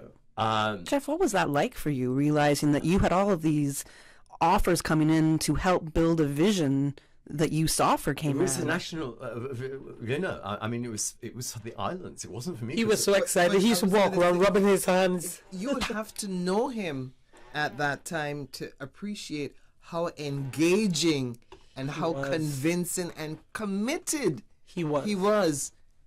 You know, I haven't seen a second in my lifetime. Never. in terms of somebody having that kind of interest in kids and making sure and they succeed. and being so consistent with it. Yeah, and mind you, it wasn't being around. Jeff wasn't necessarily being around in a party either. He wanted the job done. Top class. Yeah, and he would just change on you. 1 minute he'd be walking around with his hands like this when you were doing what was right, gleefully, and then next minute he'd be telling you out and pointing at you. Yeah. And upset the minute you don't deliver and perform. Get upset. Yeah, man. Did that upset you at all? No. Okay. That's the thing. And is the made thing. us want to be better and say, okay, tell us how. We didn't want to offend him. Yeah. We in a fashion, he became like a surrogate dad. Yeah, to us. He really did. Yes. Yeah, and I asked that question because Geoff is very near and dear. When I think of him, I smile. I just go smile when I think of all the things that he put me through. But just I loved it because he wanted to bring out the best in you, and he could see it. So, yeah, it was amazing being around him. All right, he had a little attitude too. And but he used to come out to the house, to my mother's house. I would see the car driving around the corner when I was upset and tired, and I'm going to there skipping, coming out with chloroseptic for me to spray my throat. You need to rest. You need to do this, and I'm coming back the next day. He was right up on that porch. I could see you right now sitting on that porch. That's who he was. Yeah. It wasn't nowhere he saw you in school, and he came. Your whole family knew him. He was right all up in your Kool-Aid, as they would say, and he knew the flavor. Yeah. You integrated right away, and it was your passion. It was what was in you. And so what we did then was we started discussions with the Ministry of Culture through Oswald Rankin. I mean, Oswald was central to this, and looked at, well, how can we encourage everything and move everything forward and create the centre with that. If we're just a theatre company, and we're not to do that. So we had to protect our interest, which was to have a theatre. But then we would look at developing an overview organisation that would be there responsible for the development of everything else. But in theatre would be at the heart, would always have its theatre there. All right. Mm-hmm. And so we put together an incredible group of people to manage this, which Vassal Johnson was in charge of. And in fact, that's when Helen Harquail, and this is because it's 82 that we're announcing everything, and then in 83, right, we have the garden party. Right, our first garden party, which became major fundraisers, and out of that came the Ladies' Luncheon Club, which were really responsible for the for helping to raise funds with us. And it's at that stage that we would that garden party that we announced that we were going to develop a 12-acre centre, and we'd put together a committee. I don't have all the names of the committee. Ooh, I don't either. Vassal Johnson was on the board. head of that, and I just want to was the honorary chair, right? And Vassal Johnson just go into that. As we watch and enjoy the rapid growth and development taking place in these Cayman Islands, apparently with very little restraint in witnessing the reflection of foreign societies, more especially the American society, in our lifestyle and habits, it may be time we begin to reflect our own culture and heritage in order to defend the integrity and freedom of our homeland. You know, and this is coming there at that time, and this is what we want. And he goes on to say more, but that's too long to say that. But that is what we're going across. What if we were going to make this work? We needed to get government involved, and we wanted government to match dollar for dollar. And he says in the end, I encourage all anytime regret. You won't regret it. You know, he calls on government in theatre company and the people of the Cayman Islands to work together to achieve it. I have him quoted in your article as well, saying, The In Theater's proposal is, quote, a top priority national need if we are to rescue, preserve, and reflect in our daily activities the heritage and culture of the past. And those words still ring very, very true today. We have to go to a commercial break, and I do believe we have one of your founding members on the phone with us as well, and we're going to take his call once we get back from the Still looking for a gift for Father's Day? Digicel has got you covered. For a limited time only, buy your dad a brand new Samsung A04 and get our Prime Ultra plan for free. Give your dad the perfect combination of a cutting-edge device and unlimited connectivity. Supplies are limited, so don't wait. Buy your dad a brand new Samsung A04 and get our Prime Ultra plan for free. Visit a Digicel store today. You know, as a little girl, I dreamt of traveling to faraway places and foreign lands. I tell you what though, no more dreaming. This summer, I'm going flying with Cayman Airways. How blessed are we in the Cayman Islands to have a very own national airline? Girl, you can fly to so many international destinations without the hassle of connecting flights. On top of Jamaica, Cuba, and Honduras, you got non-stop flights from Cayman to New York, Miami, Tampa, and even Denver, Los Angeles, and now Panama. Going to be a little cafe con leche and Hollywood Squares for this old girl this summer. Make your travel dreams come true with Cayman Airways, offering non-stop flights for non-stop adventures in Panama, LA, and many more places in between. For details and to book, call 949-2311, contact a travel agent, or visit CaymanAirways.com. The offices of dermatologist Dr. Wayne Porter will be taking appointments from May 28th through June 12th at his Crew Road Clinic. Appointment slots are limited. Whether you're seeking advanced skincare, Botox, filler, cosmetic skin enhancements, or simply looking to reduce wrinkles, Dr. Porter offers a full-service dermatology and dermatological surgery practice. For more information, email dr.portercayman@gmail.com or call 946-9020 to book your appointment today. That is 946-9020. CUC Advisory. Customers are advised of a scheduled outage on Monday, June 12th between 9 a.m. and 3 p.m. for Batabanoo Road in West Bay, from the junction with Willie Farrington Drive east to Morgan's Harbor, including all side roads. For more information, please contact CUC's customer service team at 949-5200 or email service@cuc.ky. Homeowners, protecting your family and property is crucial during the season, and you should always assess insurance needs long before a storm makes landfall.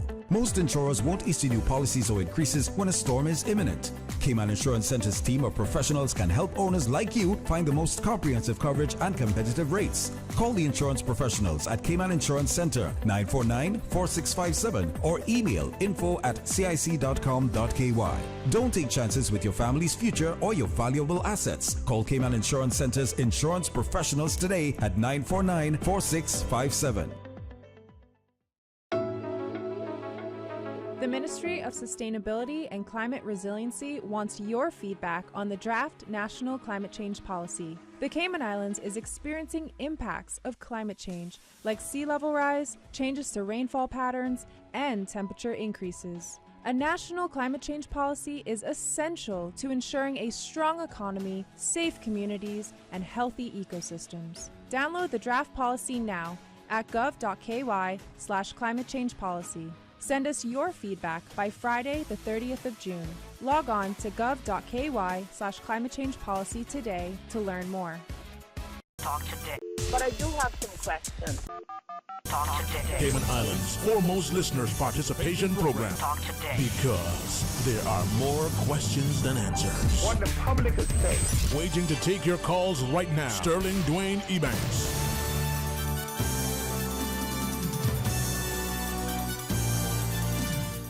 Good afternoon and welcome back to Talk Today. I'm Kathy Miller, filling in for Sterling Dwayne Ebanks, and we are continuing our talk with Geoff Creswell and Merta Day. Miss Theresa Pitcairn left us just a few minutes ago, and we do have a call from, I believe it's Frank McField, who is also, Dr. Frank, who's also one of our founding members of the In Theater. So, good afternoon, Dr. Frank. How are you doing today? Good afternoon. I'm doing very well, thank you. Well, and hi, good Frank. afternoon to your guests. Hi, Yeah. Geoff. Hi there. And Creswell. Thank you for calling as well. It's great to hear what you're going to share with Brought us. a smile to my face. Dr. Frank. Well, anyway, what I mean, the whole point is I've been listening, and it really makes me feel nostalgia, because really all that the two other guests are saying really adds up to what I would say. That the exchange of energy, the input of energy that you were able to input in those years that you were with us really caused something amazing to happen in this island. And it is, I think, something that people should know. That it's not a question of Caymanian versus expat. It is a question of how people are able to interact and integrate with each other's values that allows both sides' values to increase or improve in such a way that it embraces both sides of the spectrum. We all learn from each other, and when we start to condemn each other, we never learn anything but condemnation. I believe that what happened to you here at the end was very, very unfair and very unfortunate, because not only did you lose, but we lost also. Hugely. And hello? We lost hugely as a society. We lost a lot. We lost the magic that brought people together and gave them a kind of creative energy that would lead to more than artistic development. It would lead to societal development as a whole. And I think that you sacrifice. You really are a sacrificial soul. And you've lived your life like that. Wherever you go, you've gone with that same enthusiasm to give people that energy to believe that they can. They can become what they dream that they want to be. And it's the theater is there. The land is there. But there has been no progress made since you left, because nobody has had the vision and nobody has had the determination to see a dream come true, because it was not their dream. It was your dream. And it was called an idea whose time has come, Frank. That was what we called the initial campaign. Yeah. An idea whose time has come. I consider myself fortunate to have been stimulated by that entire movement to be creative. And although I might have lost a lot, I value my creativity because it is at the end of the day spiritual. It's not material, but it's spiritual. And the spiritual value is worth much more than most people will ever realize, because they do not disconnect themselves enough from the material existence to feel the importance of the spiritual life that we are experiencing, even if we're not conscious of it in this world. And I would encourage the government, and I would encourage the people to give you the recognition that you deserve for what you have done. Because when you hide the people that have done things, you hide the things that they have done, because people will never see it unless they see it through the actual people. And we can discuss all of the things that you're discussing there, but absolutely, this has to be brought to a point where there's a completion. That project needs to be completed. Money needs to be invested because it's so important. What Sir Vassal Johnson said stands today. We need to define ourselves by our culture. And only those who realize the importance of culture will be driving that movement forward to make sure that people define themselves by the culture, and the culture is our relationships with each other. So I am so happy that you've had this opportunity, and I hope that they will give you other opportunities to get a bit more time to explain to people what that complete vision was, and why you, even at your age, and having been separated from us for so long, still identifies with that as your baby, your child, because it is your child. You brought it there. Yeah, I gave birth to it. Yeah. That's okay. So I will continue to listen, but I just had to say that because I don't think that most people have gotten that involved with you to understand exactly that you have been fixated on one thing, and that was to create something that will include all people, and that is a great intention, and that is a great result, what you have there, what we have here, and I think it should continue to grow. The government is in the position now, the society is in the position now to be able to afford to make it come through. And I think it would be a great asset in this country. Certainly. I agree. Thank you, Dr. Frank. Thank you, Frank. Those were some very wise words, some very beautiful words that you shared, and as well sentiments. And I think one of the things that aside from the cultural intelligence that we all need to employ to be able to work and integrate together, whether it's in our personal lives or professional lives and social lives, I think that's a very important point that you made. But also saying that, this vision hasn't come to complete fruition because it's not necessarily their dream, but it was Geoff's dream. But Geoff's dreams were the dreams that was for Cayman. Absolutely. But he, and as you said, Geoff, you gave birth to it. And it's also that my baby. So that's why I want to make sure, that it grows. Right. I mean, I've invested and sacrificed so much. But just as it's hard for one parent to take care of a child, we need help and support. Absolutely. We need that for this dream to really fully come to fruition. Saying it was his dream, it wasn't stuff that benefited him. It benefited the Cayman Islands as a whole. Yeah, big time. And he was just the driving force behind it. Yeah, right. It wasn't for me. It wasn't for me.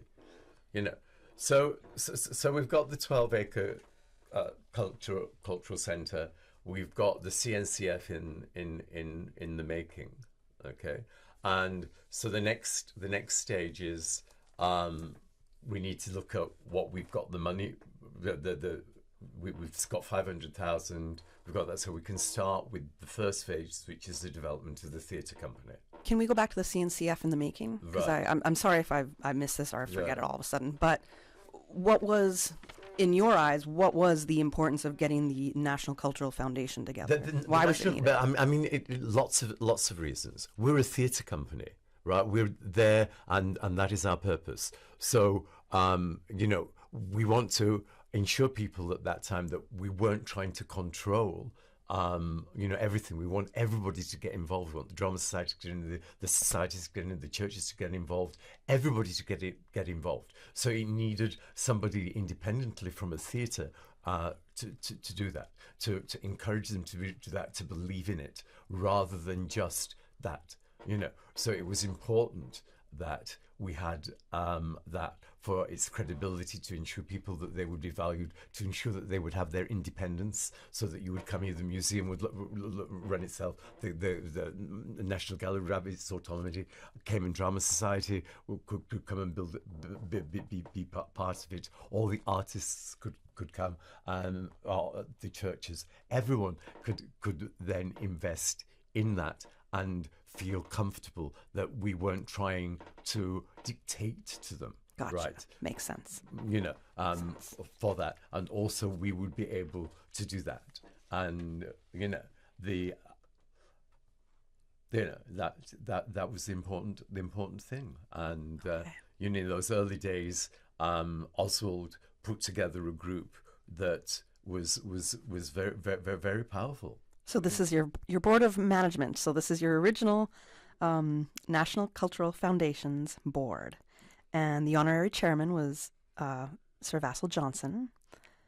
We also had Oswald Rankin, as you mentioned, Sybil McLaughlin, Linford Pearson, Maureen Creswell, yourself, Geoff Creswell, Gilbert McLean, Anita Ebanks, Leslie Bigelman, Edna Moyle, W.S. Walker, Arden Shaw, Martin Bold, Charles Adams, Consuelo Ebanks, George Lister, and Bud Page. That was your very first board for the National Cultural Foundation. And it had to be narrowed down eventually, once it come. But those are the people who supported it. I mean, also put that together. I mean, that's also came on board. That was really important. So what we moved on to next was to look at building the theatre.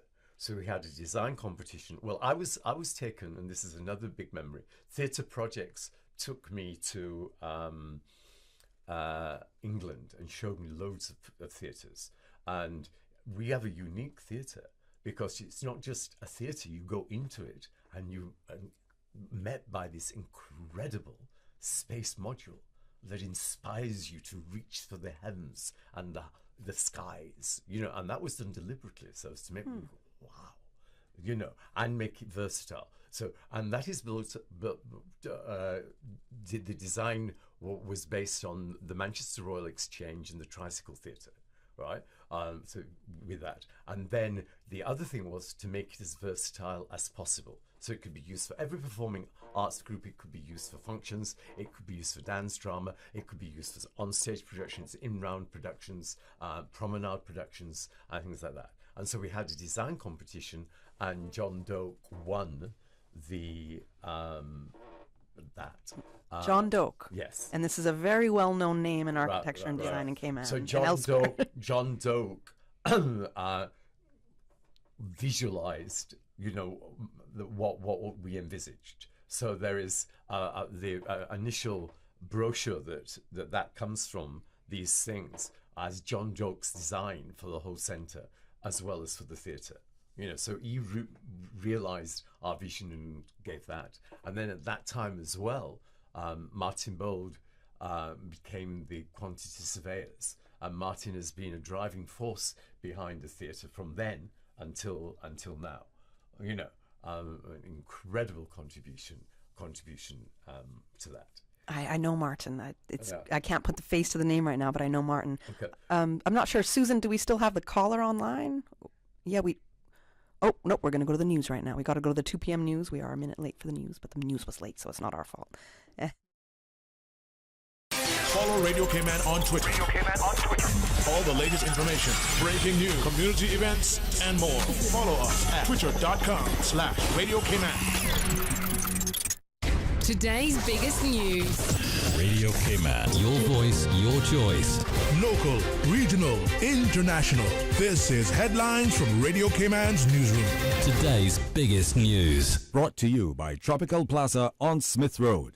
The Royal Cayman Islands Police Service Cybercrime Unit says someone is targeting Cayman National Bank customers by sending out text messages related to debit orders or login attempts.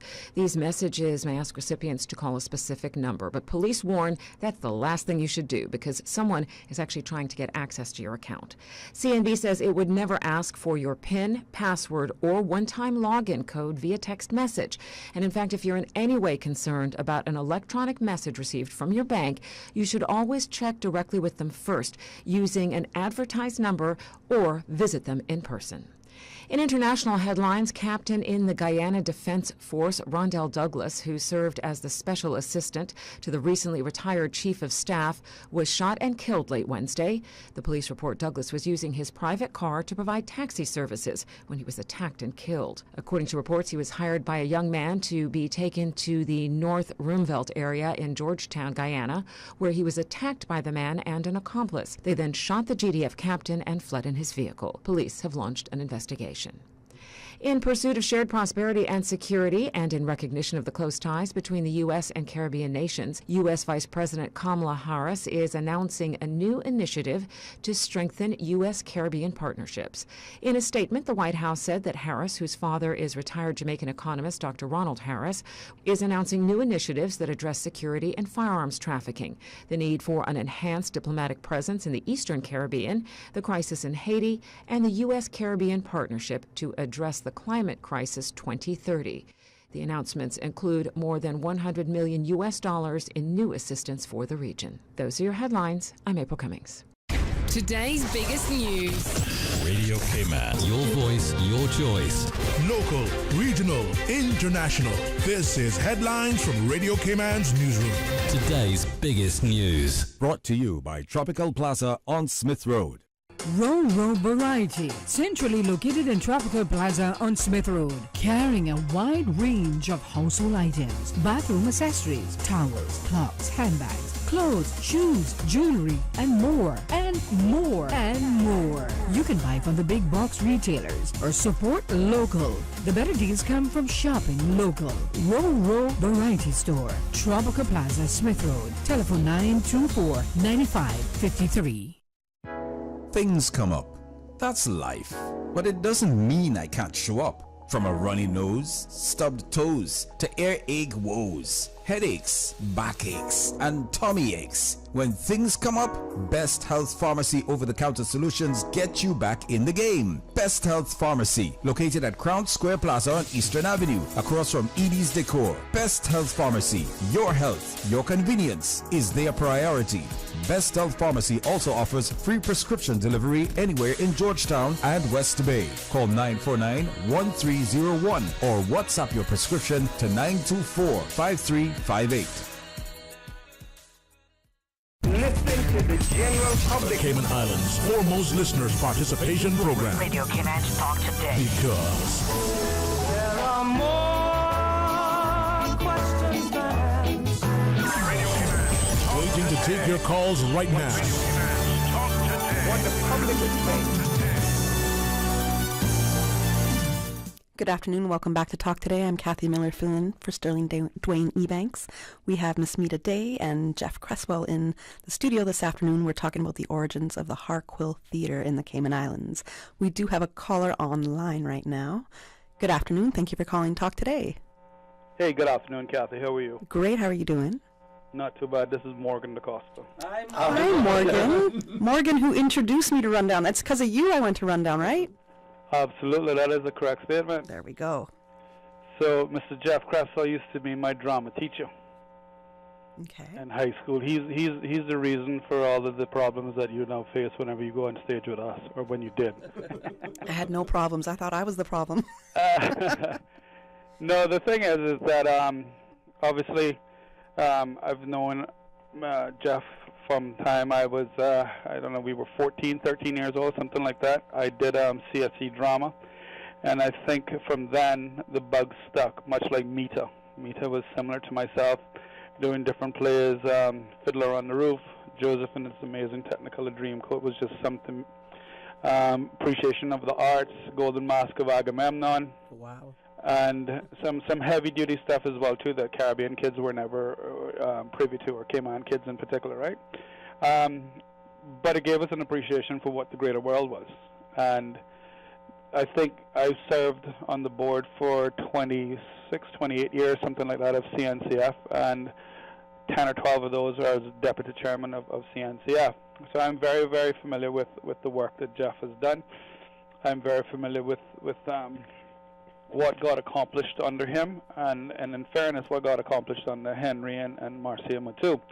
I think where we are now, we have come full circle again, and with Mr. Creswell being on the island, and his passion for this place, I think I can say a couple words on his behalf, just from the point of view of, I think his genuine love for the people of the Cayman Islands is what has brought him back.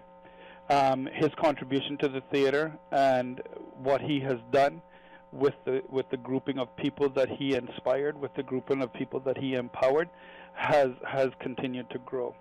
What we have now in Cayman, we have a passion for the arts as well, both international, Caribbean-wide, and every other discipline that comes along with it. Our fine art has grown to exponential levels. Our theater, I think, could use some moving and growing again based on original ideas that Geoff put forward.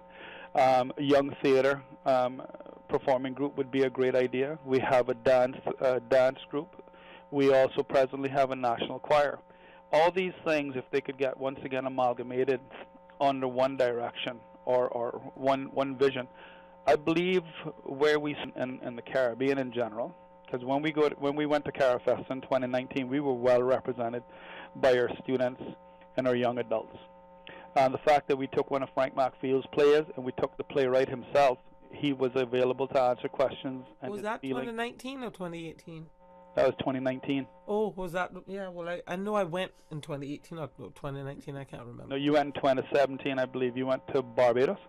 Yes, I did Barbados. It's every 2 years. Yes. So, it's Barbados. Yeah. You took Swanky Kitchen Band when you went, yes, if I remember and they correctly. were very well and braced, we took the national dance group coming out of the University College. Yes. With Alicia Matfield and Roe, that guy Roe, yeah. Yeah, Roe was not there. Dr. Lawrence. Dr. Lawrence was the one that was there. Yeah. And her students did an amazing job. Amazing. But the thing is that you go back again. I mean, we had the benefit of Henry Matu's connection there as well.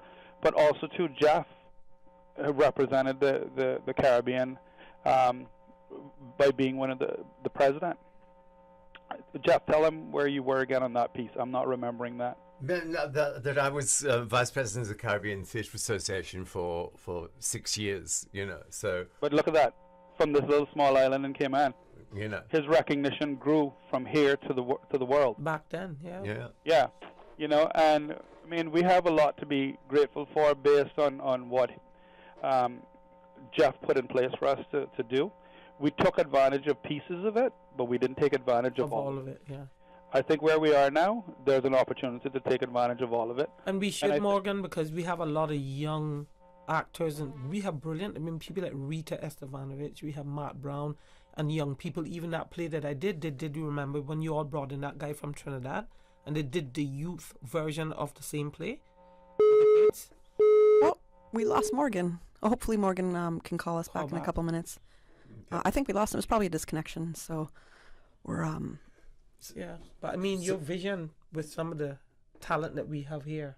So let's just go back to the story then of what we're doing. So we've got the design now from John Doe. Right, correct. And they estimate that at $2.5 million. Okay. Right.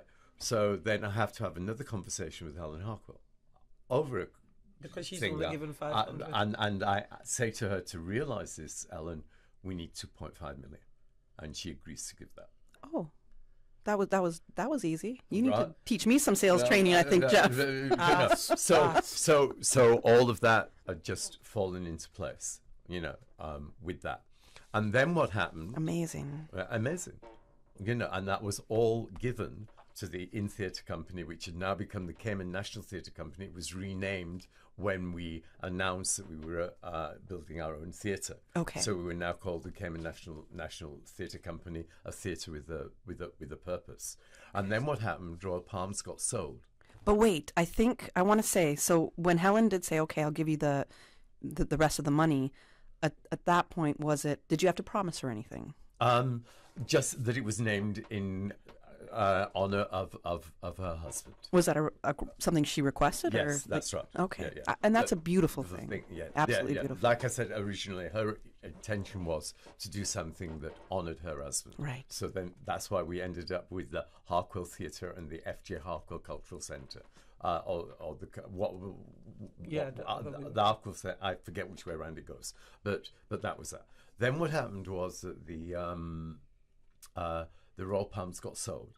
Okay. So we were losing our home, and what Theatre Projects suggested was that part of the plans for the theatre included a workshop, that we build the workshop, right, and we use that as a studio theatre until the theatre is so there was never any break, and so we built the workshop, right, and used that as a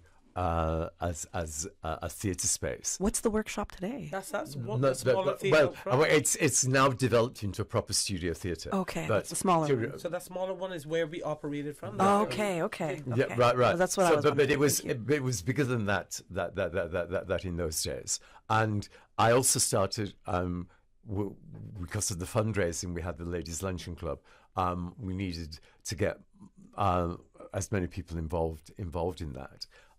So we'd also got the select season of plays, and this is where we had through what Morgan was saying, my international connections, which is why we got connections with Coconut Grove Playhouse, the Miami Opera, the Eugene O'Neill Center, Yale, all coming in. So we actually we brought the Miami Opera over twice.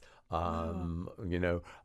brought the Caribbean playwrights in. Sizwe Bazzi is Dead was done in the studio theater. So we were starting to really revolutionize what theatre was seen as in the standard of theatre, and how that would impact on them as well.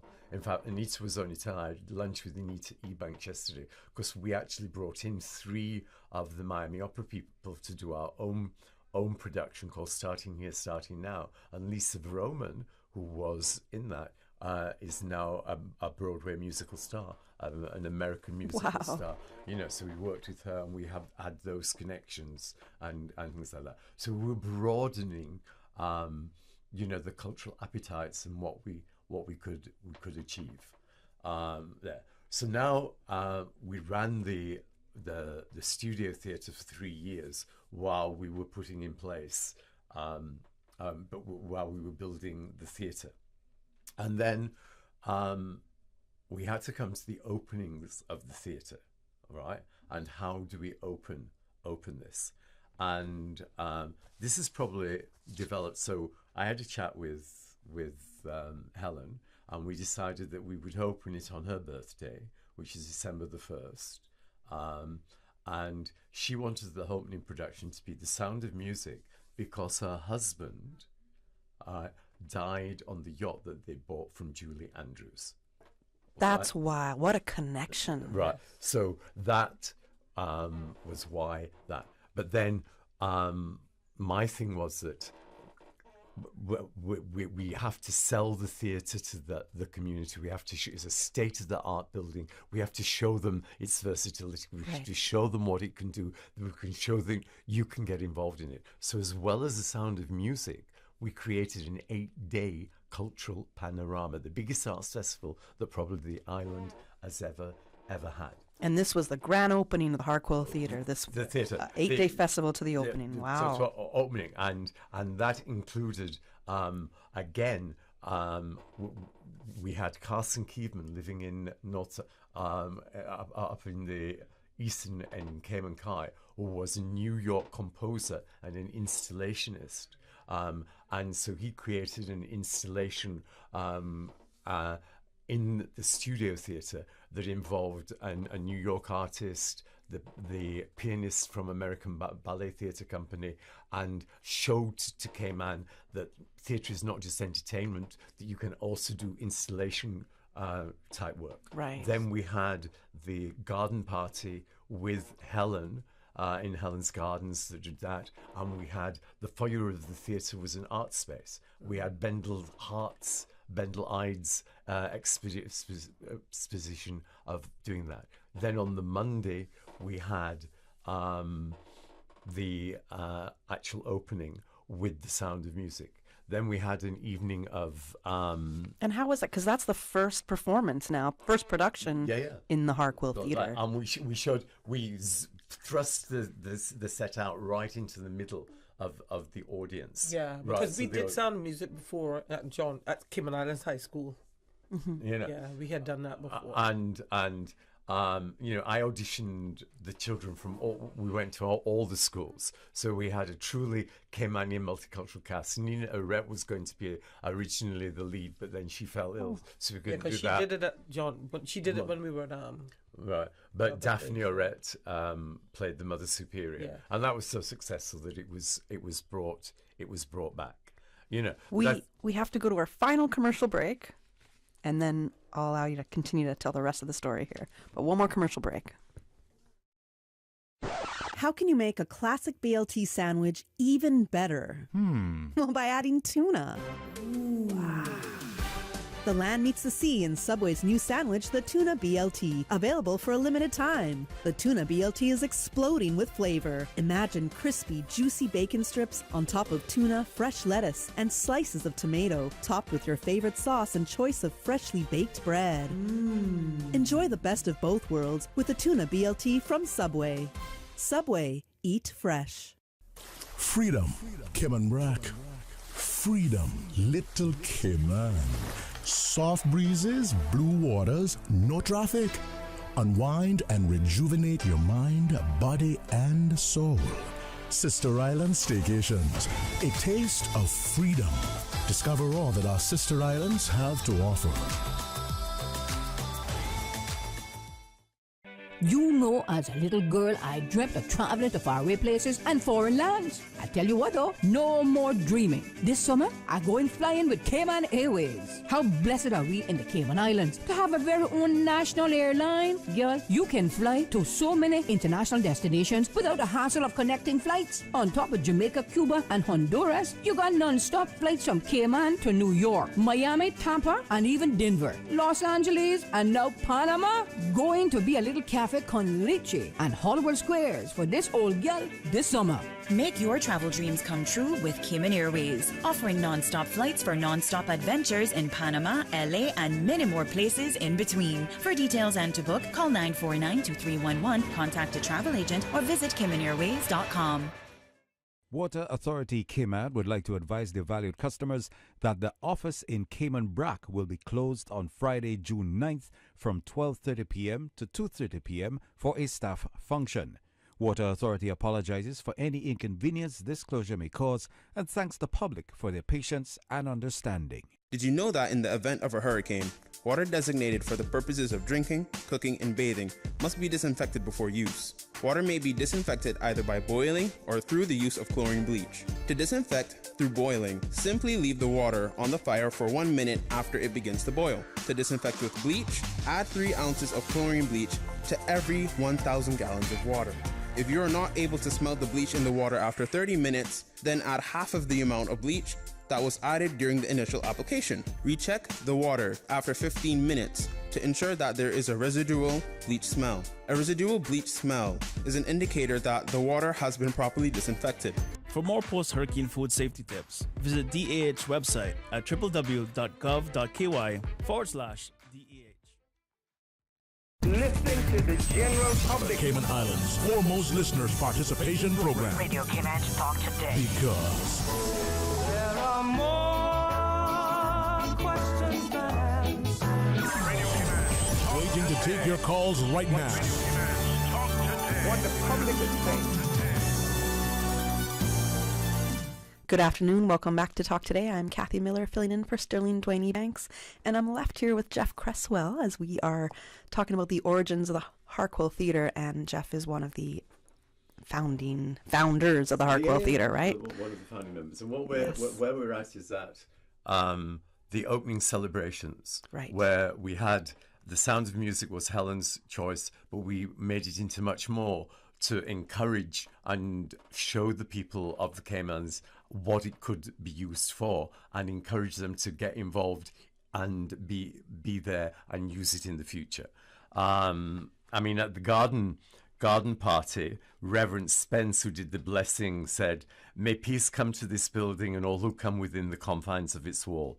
Those who enter these gates do so with thanksgiving and praise for what the new building will mean to Cayman and its cultural development." And I think that's important because the church has also played an important part in the history of the development of that.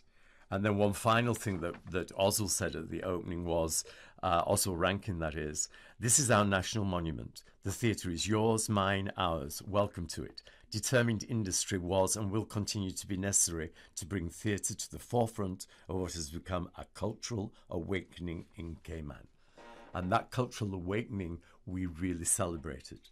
So we then, from the Eugene O'Neill days, we'd met an incredible New York jazz singer called Ebony Joanne, and she came and we invited her onto the island as part of that, and she did a late night cabaret, so that we showed that we can do cabarets in that. So there we have had an art installation with the pianist from the American Ballet Theater Company, a New York artist who can inspire you and show you that art can be used in these fantastic ways. We've had Bendel's exhibition, we've had The Sound of Music. Now we've got the Once in a Lifetime from that. And then we went on to the next night with the gospel concert on Wednesday, December the 3rd, celebrated Cayman's cultural performance and Cayman's theatrical roots that lay in the church's concerts, plays and services that had discovered many artists and performances. And that was organised by Daphne Oret and Alison Ebanks, and it featured many local performers, including Red Bay Band, Chapel Youth and adult choirs, Lonnie Parchment, Daphne and Nina Oret. And I always remember this, and I've been told he's still around, a young Caymanian called Samuel Rose, who did an incredible violin performance. And they were joined on stage because of our connection with Miami by the New World School of the Arts, right, who came over with the New World School of the Arts is the Dade County Fame School, and they came over and brought singers, actors and dancers who performed in all aspects of that. And one of the most touching things there was that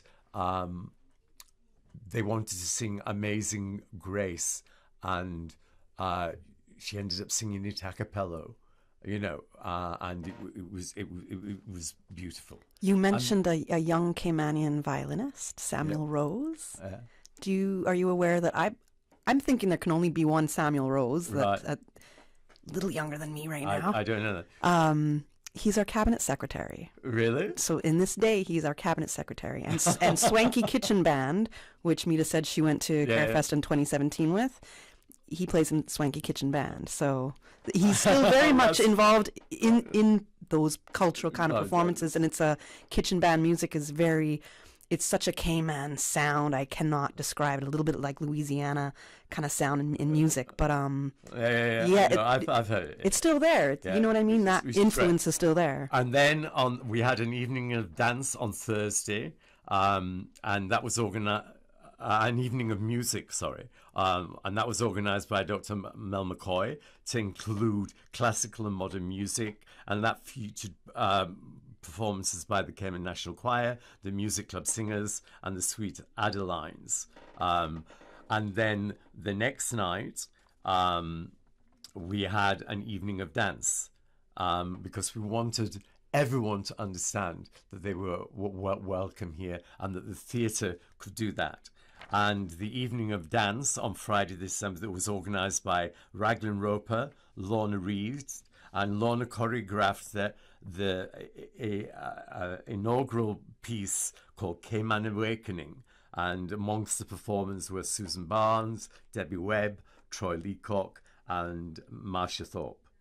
And the finale of this, we brought over the Jamaica School of Dance led by Barbara Rekwa, right, to perform as well. So the Jamaican connection was that. And then the whole evening, probably one of the most amazing things that we brought the Clive Thompson Dance Company from New York. And Clive Thompson is a Jamaican choreographer who'd come out of Martha Graham.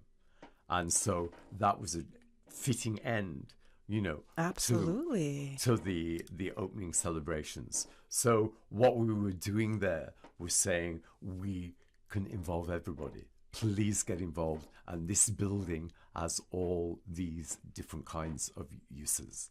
How did that feel for you? Now you see the Harquail Theater come to fruition. You see this 8-day festival of the Grand opening, a grand gala for 8 days, right, in honor of this Harquail Theater opening. I think again it goes to the fact that aspects of the original vision have been taken up and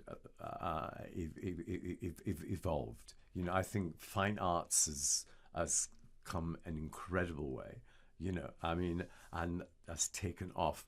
and I mean, it's just buzzing on Cayman. It has, but Geoff, that's a different answer. I want to know how you, as a man that moved here in '77, got involved in drama and teaching. As your wife was a teacher as well, started the Inn Theater with a group of 4 other people, which included your wife, but 3 other Caymanians, and then evolved into the Harquail Theater, getting the National Cultural Foundation created, seeing the Harquail being built. You were at the very, very helm of this. How does that feel to you as a person? Like, wow. Yeah. No. I mean, it's like giving birth. You know. I mean, I see it as my child. I'm giving you your flowers. Right. Take them, and you know. So that this is your time. I mean, I just gave birth to something. It is my child, and I want to see it flourish. So that is why I have returned here. Well, I didn't know you left. So the Harquail Theater opened, and then you were creative director. I was the artistic director. Artistic director, okay. And chief executive officer. Okay. You know, so I was the first and we did 1 season, you know, in there that included Moon on Rainbow Shawl. You know. Okay. We ended the season. We brought back Joseph and the Amazing Technicolor Dreamcoat because of that. Okay. And what is interesting? So I mean, I was at the. I mean, it's a very different Cayman now. You know, you had 20,000 people there, and you had Sir Vassal saying, "Defend your culture," you know, and you can see now the American influence and the modernization of Cayman and things like that. And I was at the National Awards on 2 weeks ago, you know, and things like that. And coming from the Caymanians was that same call.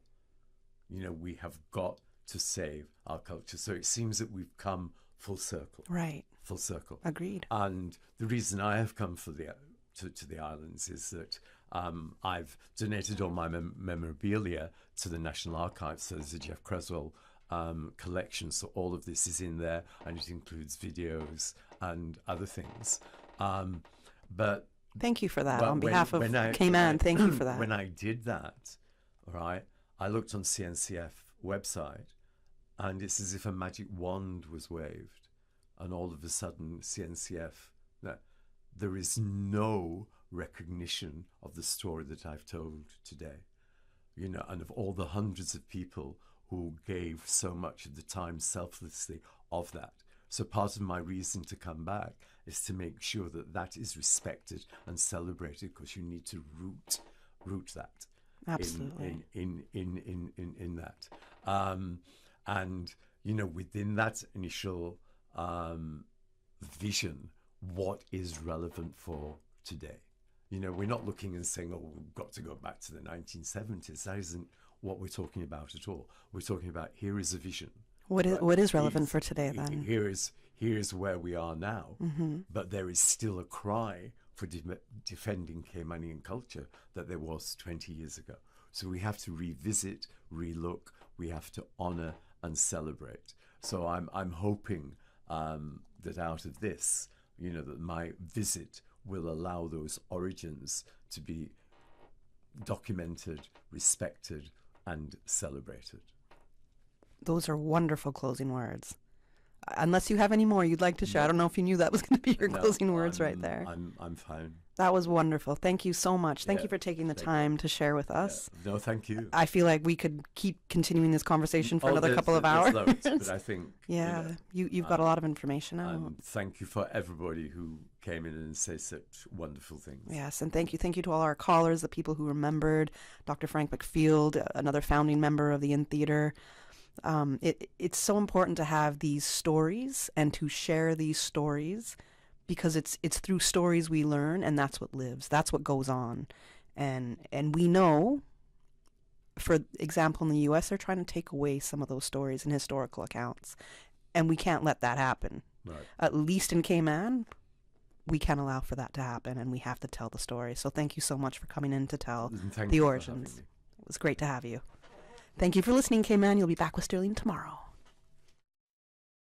Talk Today is brought to you by Subway, open 24 hours in Countryside, Anderson Square in Georgetown, and Centennial Towers in West Bay. And by the Ministry of District Administration, Tourism and Transport. Explore your history, explore your land, explore your sister islands. And Cayman Airways. Call them on 949-2311 to book your nonstop flights to Los Angeles and Panama.